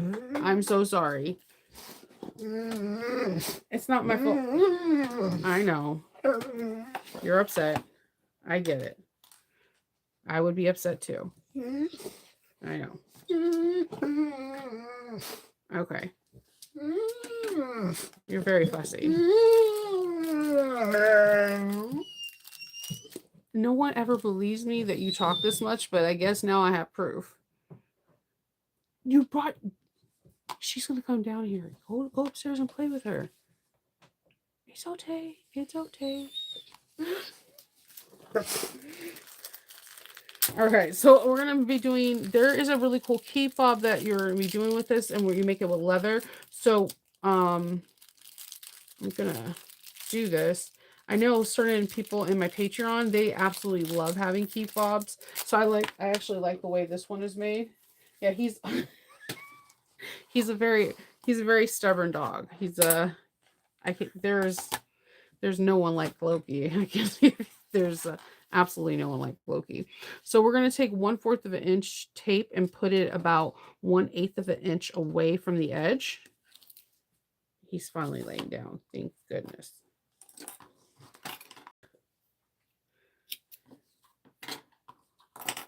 Yeah. Yeah, I don't understand. He just goes on these tangents. And then we're going to fold this over.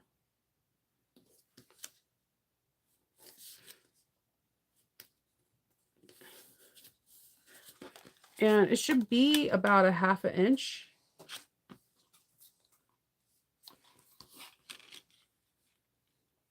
And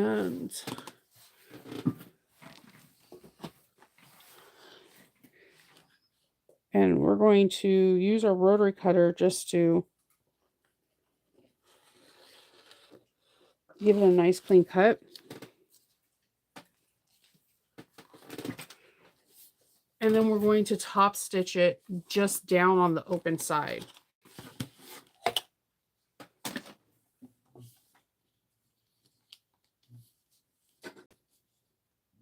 On 1/8 of an inch. I backstitch at the beginning and the end.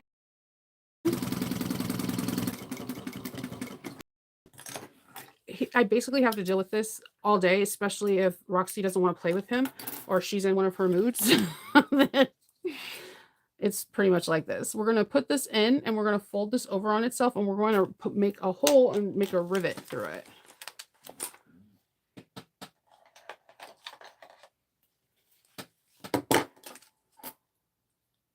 I love how easy this swivel hook comes together. I mean this hole punch.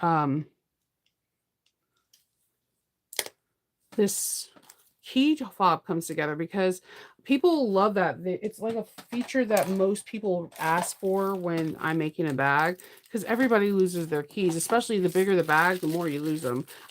It could be a small bag and I'll lose my keys. I don't know. So having something in your bag for key fobs is like really cool. So another rivet. And then we're done with that. Now we're going to grab our lining. And again, what's really important here is your centers. I know. He's like straight staring me down. If you guys have the camera on the opposite way, he's like, every move I make, he's watching me. It's like, so we're going to find our centers, and then we're going to want to put our beautiful facing on this at 3 inches down. And I'm going to put just a small chalk mark here. Finding your centers is super important. Yeah, that's not for you to play with, dude. Loki. His name is accurate. He is the god of mischief. So it's not a soccer ball. People are like, hey, Shinova, why don't you have cats? I believe my cats would adapt to my personality just like Loki does. And it'll be all Hades that breaks loose. So we're going to go down 3 inches from the center. So I'm going to take my ruler and make sure when I go down the 3 inches that have the 6 as the center. It's the only thing that like helps me sometimes when I'm trying to focus. And yes, it is 3 inches. I had to read it like 3 times. I was like, what? So, what do you want me to do, Chris? Just trust the process.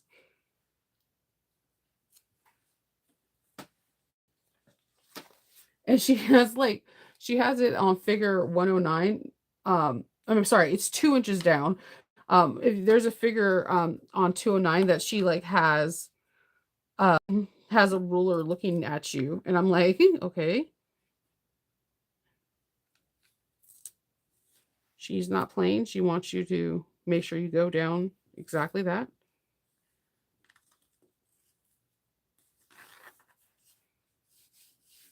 All right. So I'm going to go all the way around this. I'm going to backstitch. The reason why I'm definitely going to backstitch is, one, this is the inside. No one's going to be checking my stitches. And I'm going to start on the bottom. Second is that this is where we're going to leave like a birthing hole. So I want to make sure that this has the extra reinforcements that it needs to like close up the lining.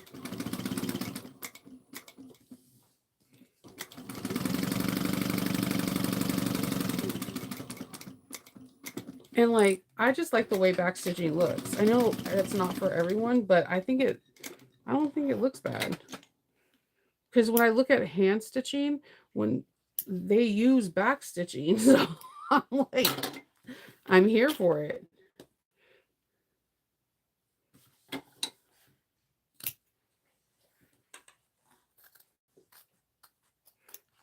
Please don't eat anything in the room. You're making me make mistakes.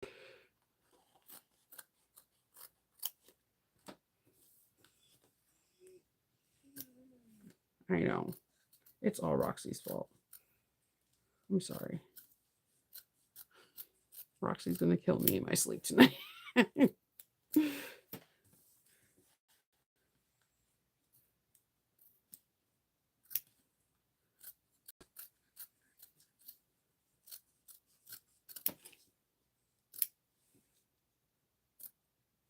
All right. We're going to take this and remove the double-sided tape.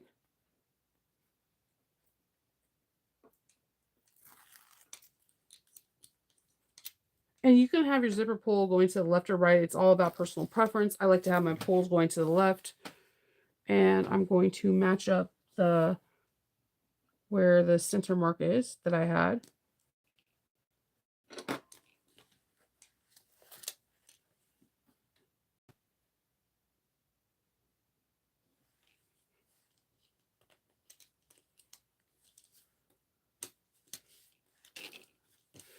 And I'm going to go around this, and I'm going to start at the sides, and I'm going to backstitch, creating a zipper stop. So that way, if the zipper gets a little tight when I'm like pulling out the lining, it has a good stopping barrier.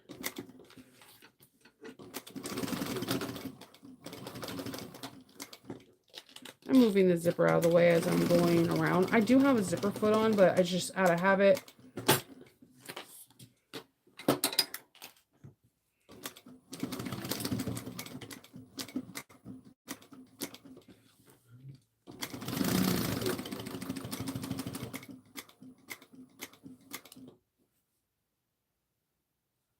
Interesting.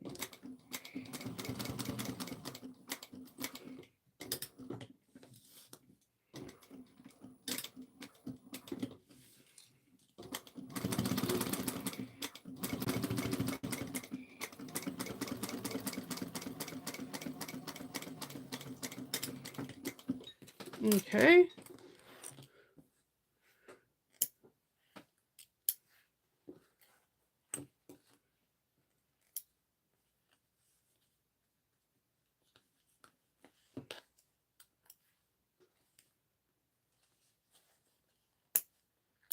All right. We're going to pull down this top one and make it flush. We're going to cut the bottom one to make it match. So just to make sure that it's even, you can put clips on the side just so it doesn't move.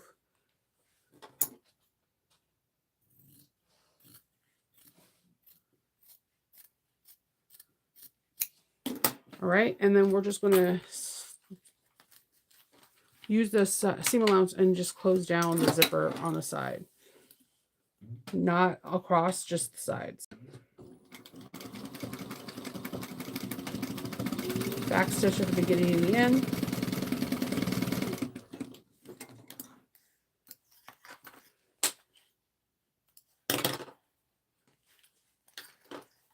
We're going to do the same thing over here.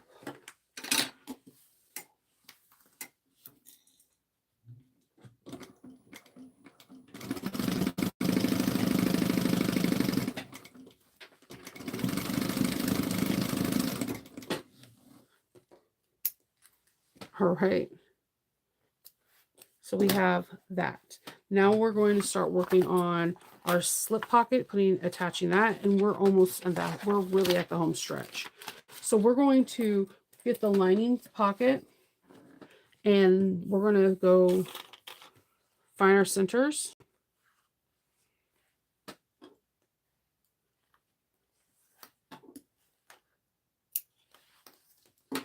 Hey, hi, Io. Hey, Wendy.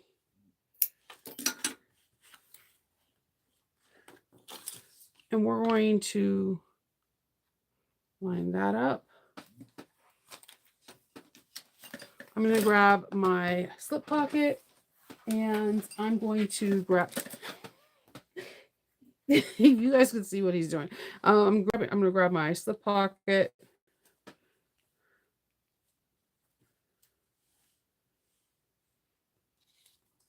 And I'm going to grab some pins.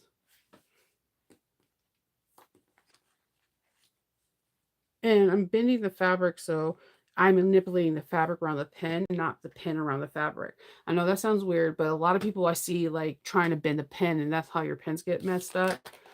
And like one of the first things that you do in garments is if you watch them, they bend the pin around the fabric. It's a really cool technique, and it helps preserve your pins for a longer time.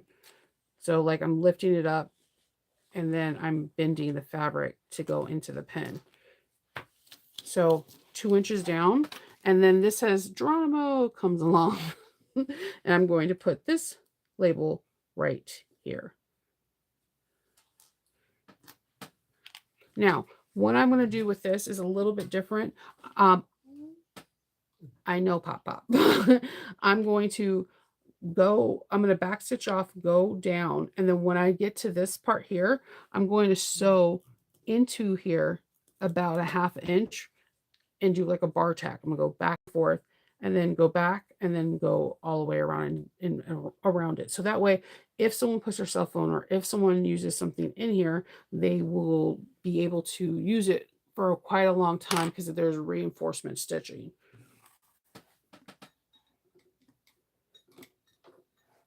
All right, so I'm gonna start one on and then I'm gonna back stitch off. Okay, once I'm off the leather, I'm going to turn this towards me. I'm going to do a couple stitches in and a couple stitches out, and then I'm going to go back to the 1/8 of an inch.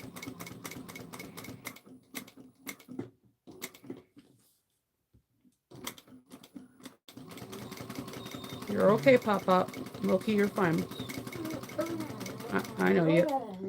I'm sorry she won't play with you.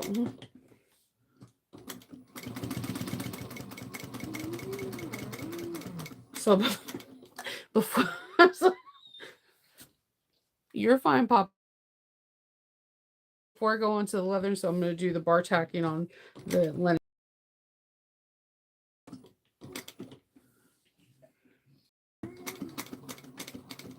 And I'm going to go 1 stitch off and then stitch back stitch on.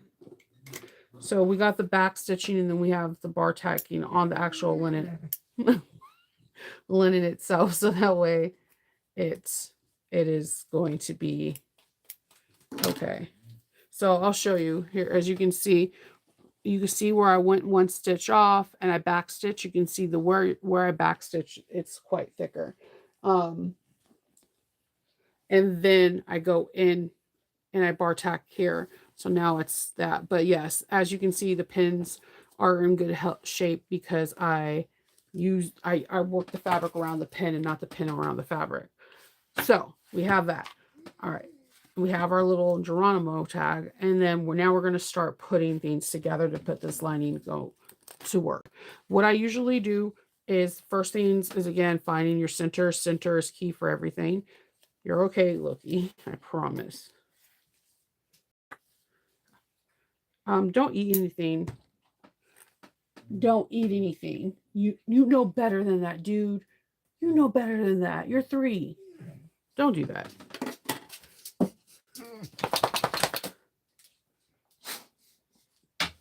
Don't complain. No. Oh my God. It's like you're all my kids rolled up to one. You're fine. Roxy will play with you in a minute. Just let her do her thing. So what I like to do is I like to take the area that has a zipper. I like to unzip it, and I like to put the zipper teeth that are facing the same direction as the zipper being closed. I like to do that one first. As you can see, if I put this one on, it will be facing the opposite direction. So I'm going to stick this one on first. Stick this one on first, and we're going to work on this one. So I'm going to base this on first.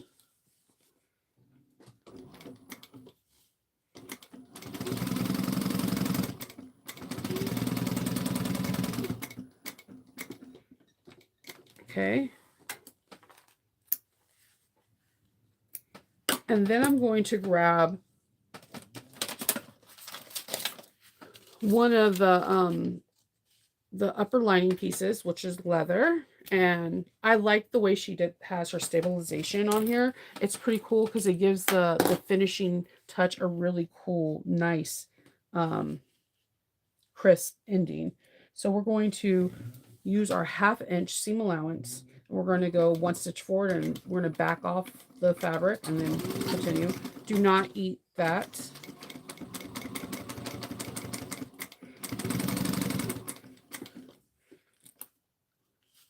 I swear he thinks he's like freaking. And then we're going to go stitch all the way down and back stitch.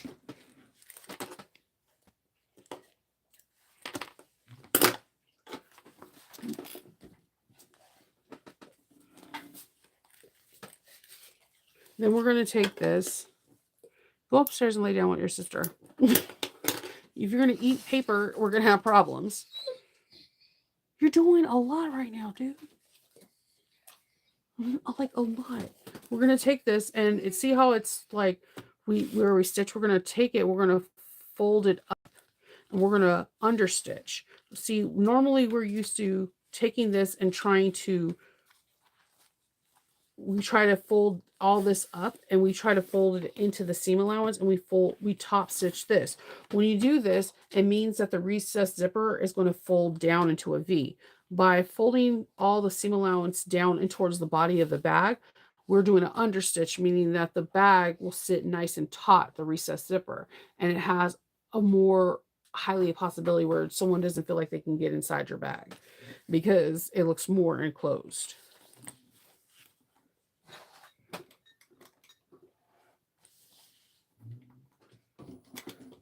Understitching is used a lot in garments when they're putting like a yoke collar and putting some sleeves in. And I'm really loving that a lot of people in bag making are starting to use a lot of things that we use in garments. So while I'm done with this portion, I'm going to leave this open. And remember, this is the pocket that is open, so that way we can push up the lining. So we're going to now do the same on this side.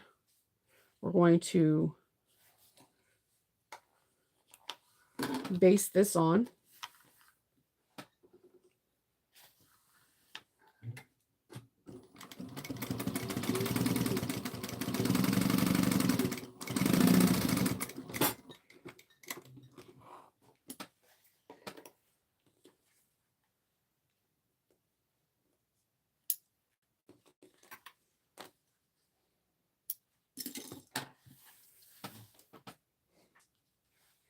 And then I'm going to put this right sides together.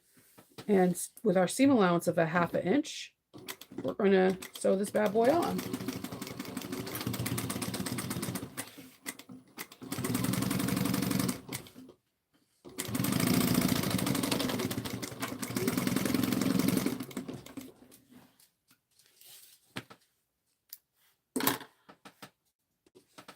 And then we're going to, again, take the seam allowance and flip it towards the inside of the bag and top stitch. It looks really clean when you do this too. I love the way the finish is. It might be a little bulky depending on what material you have. So make sure you have like a hump jumper. If you don't have a hump jumper, use a couple folds over of some vinyl or leather that you have that is about the same level of the fabric that you're trying to sew over. Lay down, Papa. You're going to be fine. You are so fussy. All right. So on her thing, she top stitched on the top of it. I'm showing you an understitch. And like I said, it's just personal preferences. Again, I like to have this nice and where it's sitting up really nice and taut. When it's understitched, there's a slight bow in it, and it's all about personal preferences. There's no right or wrong way.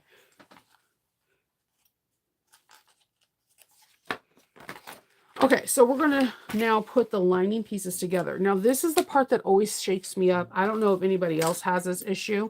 Whenever I have two pieces that has the lining top pieces different from the lining bottom, I always get all mixed up. So what I've been doing now is this. I've been taking a stapler. You heard me, a stapler. um, I don't usually do staplers, but for this I will. I like to match the bottom portion perfectively. Like it has to be like on point. And once I have that, I'll just staple that one area together within the seam allowance. Okay. I'm going to move these out of the way real quick. And I'll do the same thing on this side. I'm going to make sure these pieces don't shift and that they stay, because for some odd reason, I can never get the lining and the top pieces to like just stay without some kind of shifting. So that's where I use the staple. The rest of it, I won't use any other staples. So from here, I'm going to restaple this area because apparently the staple did not go through.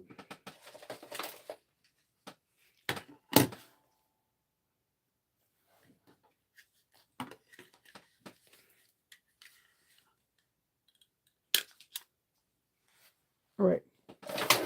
So we're going to only be sewing the sides and leaving the bottom open. We're going to be sewing the sides. We're going to start at a 1/2 inch at the top. When we get to here, we're going to go shimmy it down to 5/8 of an inch so we can get a nice tight thing. So what I like to do again is stick a clip at the very top so that nothing shifts from that point. So we're going to start at a 1/2 inch.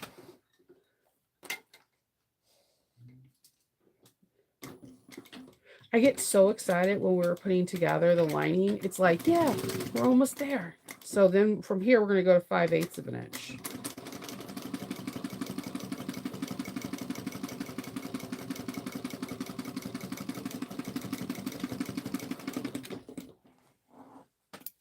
So it's gradual.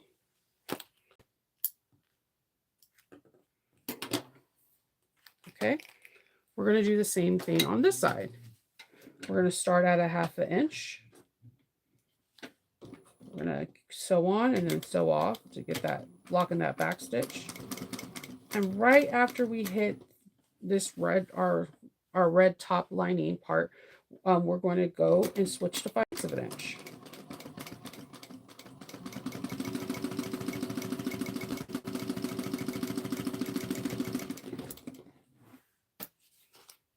Okay. All right. So we're going to do some snipping.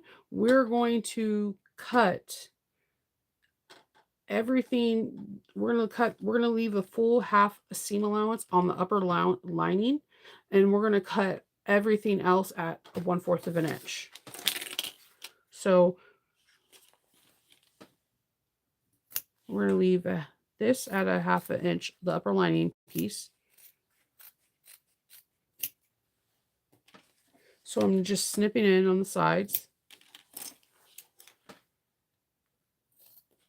And make sure you do trim, because that sometimes can be the extra bulk that you're like, why is it so bulky? And that if you don't trim that, then that's why.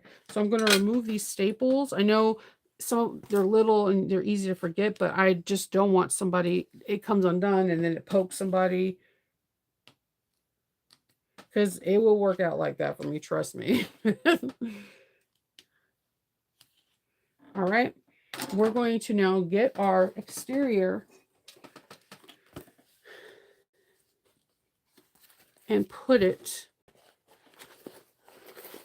match it with the lining. So we're just going to put the lining on top. And make sure you have your zipper teeth in the direction that you want. I'm going to push my zipper down because it wants to poke out. And I'm going to open up and butterfly the lining top. And this is where we're going to start clipping. Pushing the recess zipper down.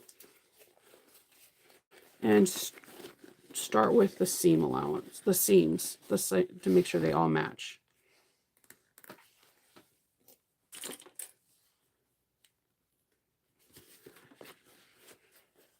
And just clip it.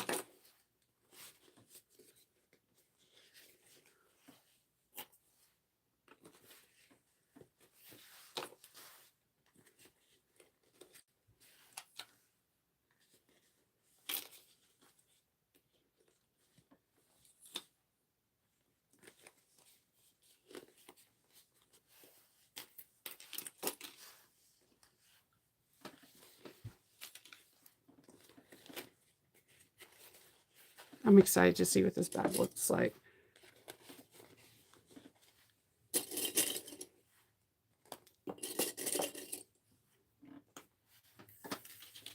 All right, so we're going to stitch around this using our full seam allowance of a 1/2 inch.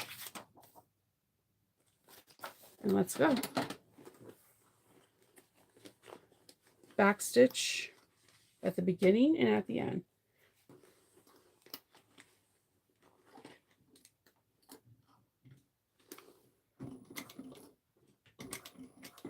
This bag is small but mighty, I tell you. It has everything that you need in it. So I feel like these would be really great Christmas gifts to people.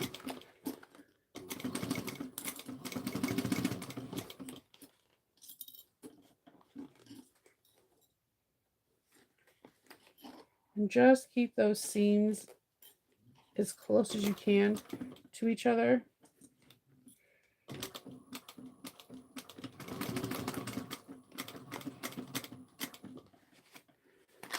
And just don't be afraid to smush your bag. It's going to be okay.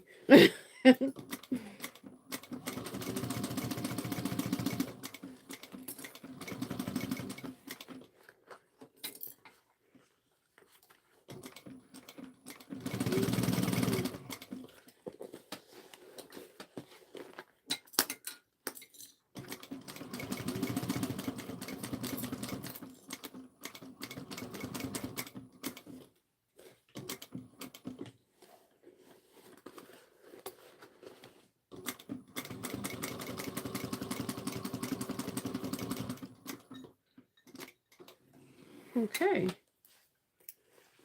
I'm just going to go around and just slightly snip into the seam allowance with a V. It doesn't say this on the pattern. It just, I like to reduce bulk where I can. Just because you have a heavy duty machine or a straight stitch machine doesn't mean you should sew over bulk. Looky, just because you have bulk, just you sew over doesn't mean it should be sewn over. So I'm just going over that. And before I turn it, I'm going to use this. We use these in my Patreon a lot. So I like Christine and people that are in my Patreon, they're aware of this. I use these, they're flat, they have plastic pliers, and I'm just going to give this a nice squeeze before doing this. And this, what this does is it presses out and flattens out bulk. And I do this before and after so that way it can help. So we're going to go on the bottom of our bag and we're going to pull the lining through.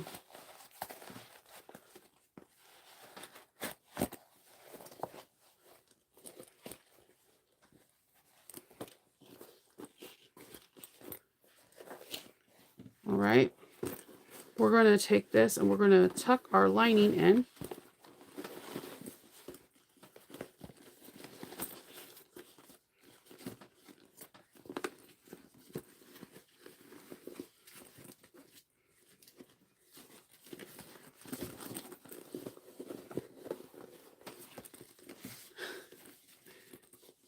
And you can see we have a really, really great looking bag. Bless you.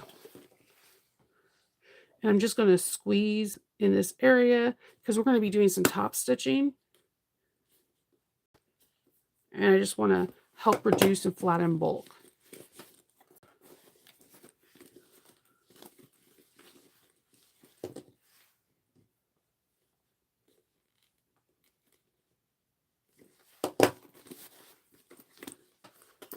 This is so cute. Okay. You think it's cute? Okay. So what I'm going to do, and you see they lined up really good. I'm going to go ahead and top stitch all the way around, and then I'm going to birth the lining and get that together. So I am going to I trust my bobbin. If you're a person that's like, no, Shanova, I do not trust my bobbin, I would turn, if you have a free arm, you can use it. If you don't have a free arm and you're using a straight stitch machine, you can put a couple books underneath your straight stitch machine and make sure it's not like in some kind of like caddy or table, and you can use it like that. And or you turn this inside out and top stitch from the inside lining. I learned that from one of Mrs. H's admins, and I thought that was a really cool trick.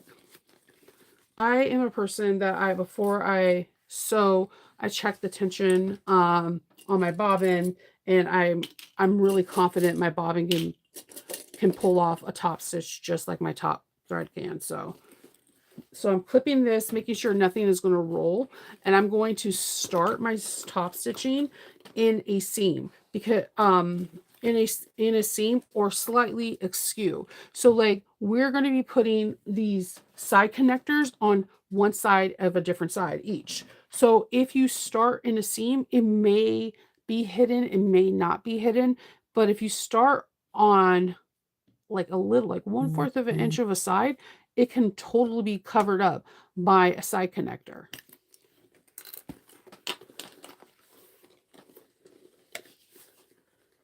Just something to think of. That's why I always read through every pattern before I start sewing, because something like that, I'm like, yeah, man, I can backstitch then.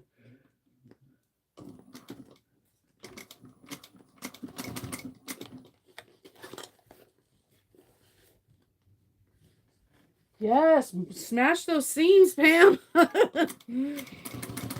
That's what like I showed I did show we use it a couple times in Patreon, and like I show them to smash them. It helps tremendously.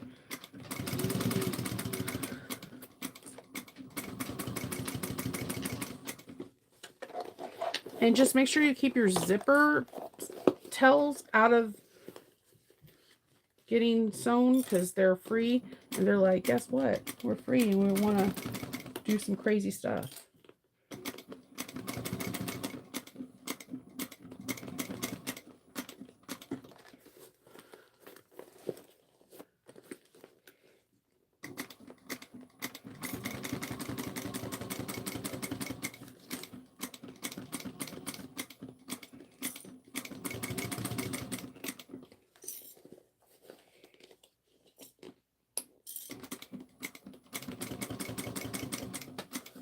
And because we didn't trim that 1/2 inch seam allowance, when we piece this together, the brim of this is literally chef's kiss.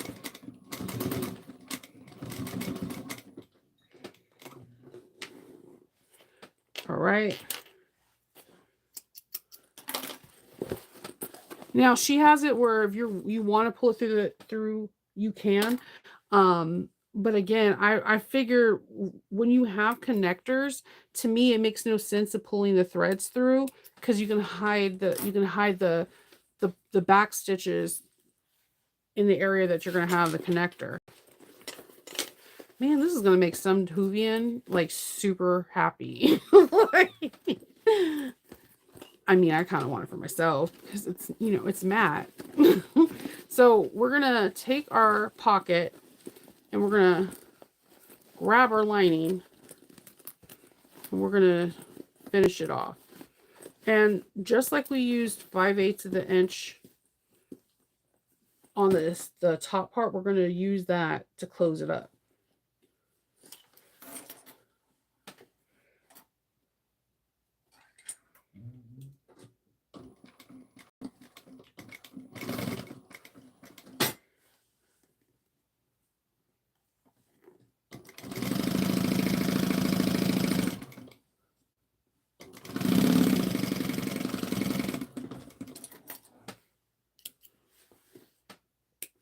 Okay, now we're going to box these corners. And that to me is real. Make sure you do the 5/8. And that the reason why I'm saying that is because if you do it at a 1/2 inch, your corners won't be boxed properly. It'll be a little wibbly wobbly. If Matt Smith watched this, he would be very proud of me right now. So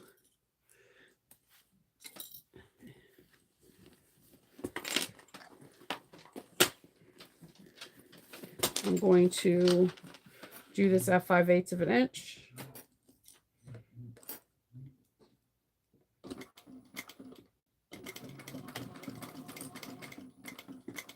And make sure everything's laying nice and flat and there's no crinkles or wrinkles above the stitching, because it will show. And then when you're done with that stitching, trim it so it can sit in the bag nicely.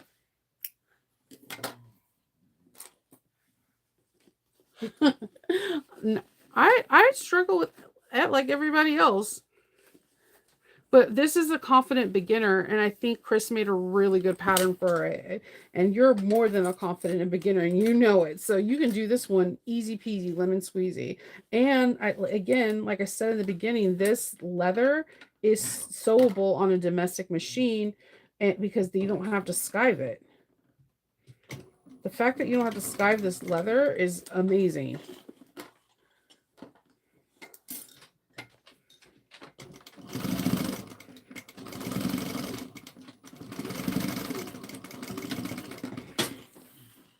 Okay.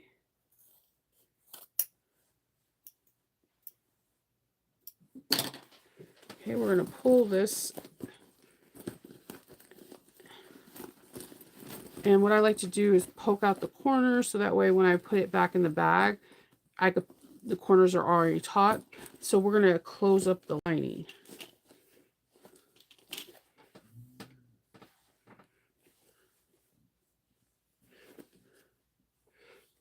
Now, this pocket isn't very deep. You really could just sew across, but then I would recommend you doing a water resistant canvas because it will fray, because this is not a deep pocket. If you do turn this in, you're going to lose a little bit more of the pocket. So for this pocket's sake, I'm going to just sew across it. It was something that I noticed when I first made it. I was like, it's not a very big pocket, because look at this bag. This is a chalk pencil. It's not here's nippers. It's not a very big bag. And that's one of the things I absolutely love about it, because I think that people that ask for custom bags, they're in a mini stage. Everybody wants like a mini size bag. So I'm going to shove this in, poke out the corners. See?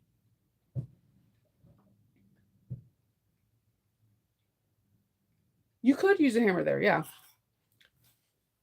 If you use hammer, if you use a hammer, I would recommend you covering it with something like batting, because if it's a metal hammer, there's a high possibility that you can, if you're using vinyl or leather, that you could put a dent that you may not be able to get out, or you can also damage the leather or vinyl.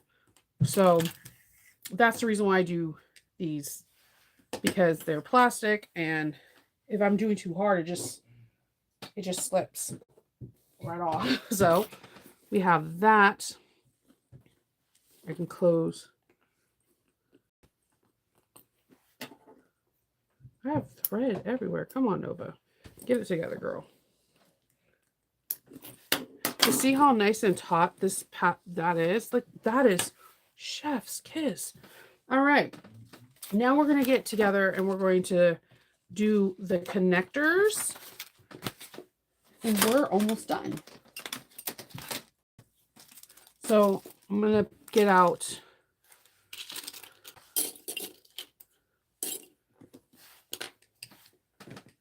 one connector, we're going to need our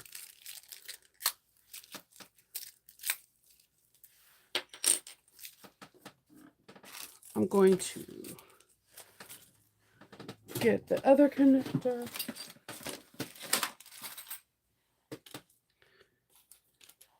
And we need our D-rings.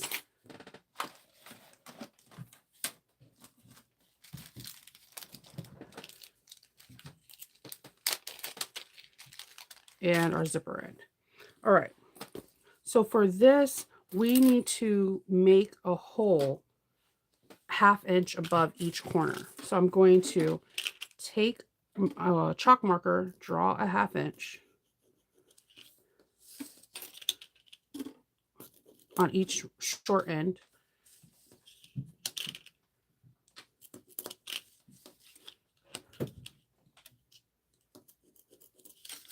And then I'm going to get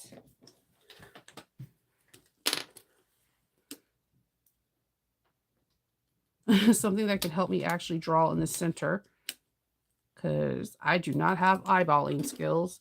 I'm always jealous of those that can just be like, oh, this is the center. This is exactly a 1/2 inch. I'm just like, what? You have witchcraft. I can't do this.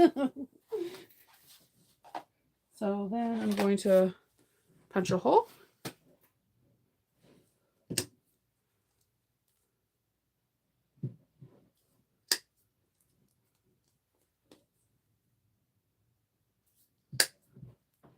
And I'm using a number 5 on this one because this is a thicker leather.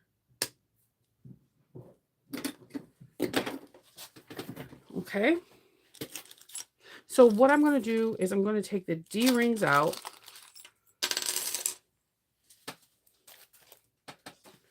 And I'm going to look. First, I want to do the side that I backstitched on right here. This is the area that I want to cover up first, because one is going to go on one side of the seam allowance, and then the other one goes on the other side. So you're not poking holes in the seam allowance, so your bag won't unravel. So I'm going to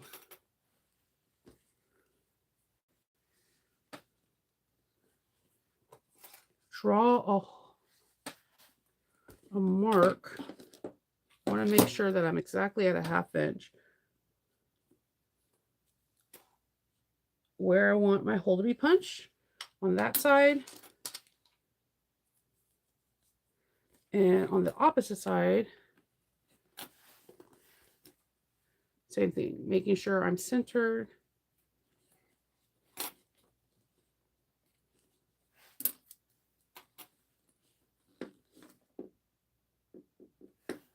And I'm going to punch my holes.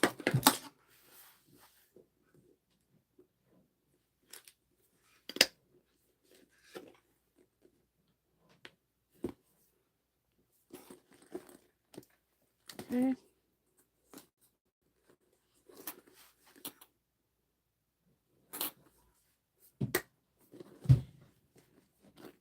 All right. So I'm going to get the male piece and thread it through, and just see if this one will fit, or I probably have to get a bigger one and just do like a red cap on the outside and have a silver post on the inside.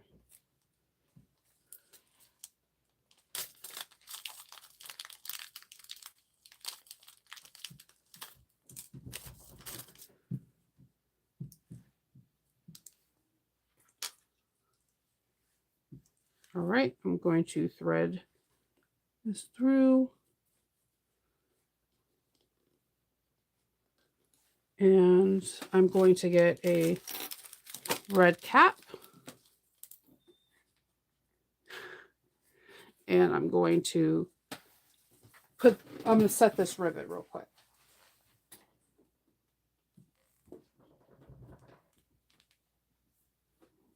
Okay, we have one side done. We're going to do the same thing. We're going to take the male portion and thread this through.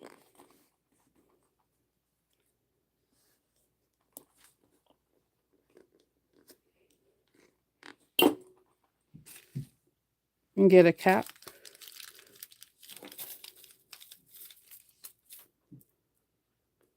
And set this real quick.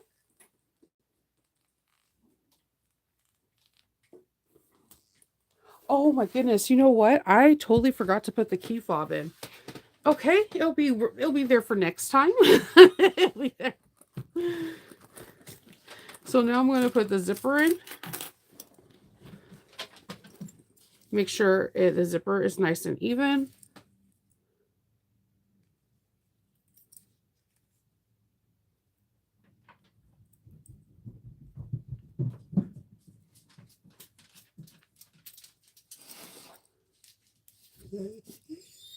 I know, Papa. Okay, I hear. I know. I know. I love you too. You're my favorite person. You know it. See, when you did an understitch, how it's nice and taut. It's not sinking in. That's why I always do an understitch. And I'm going to put this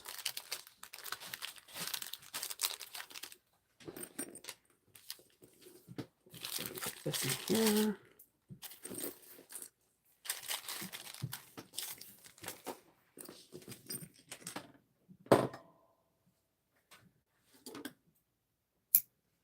I'm going to take a little bit of double-sided tape and put it in the middle. It's not quite reaching both ends, and I'm going to fold over one half and then fold over the other half. What are you stepping on? And then feed this zipper in through. Get the screw.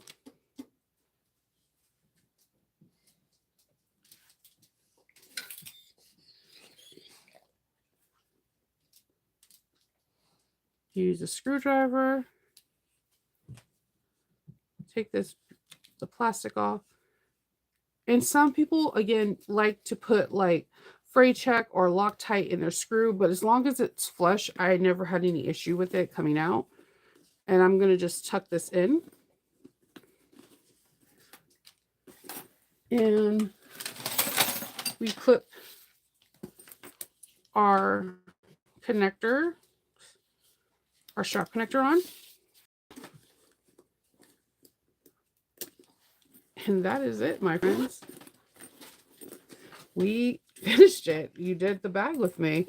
We have a truly one-of-a-kind bag. We turned this Burcham bag, which I think is expired from Dooney and Burke, into a really cute, fun bag. We have it. You have your zipper pocket. You have a slip pocket.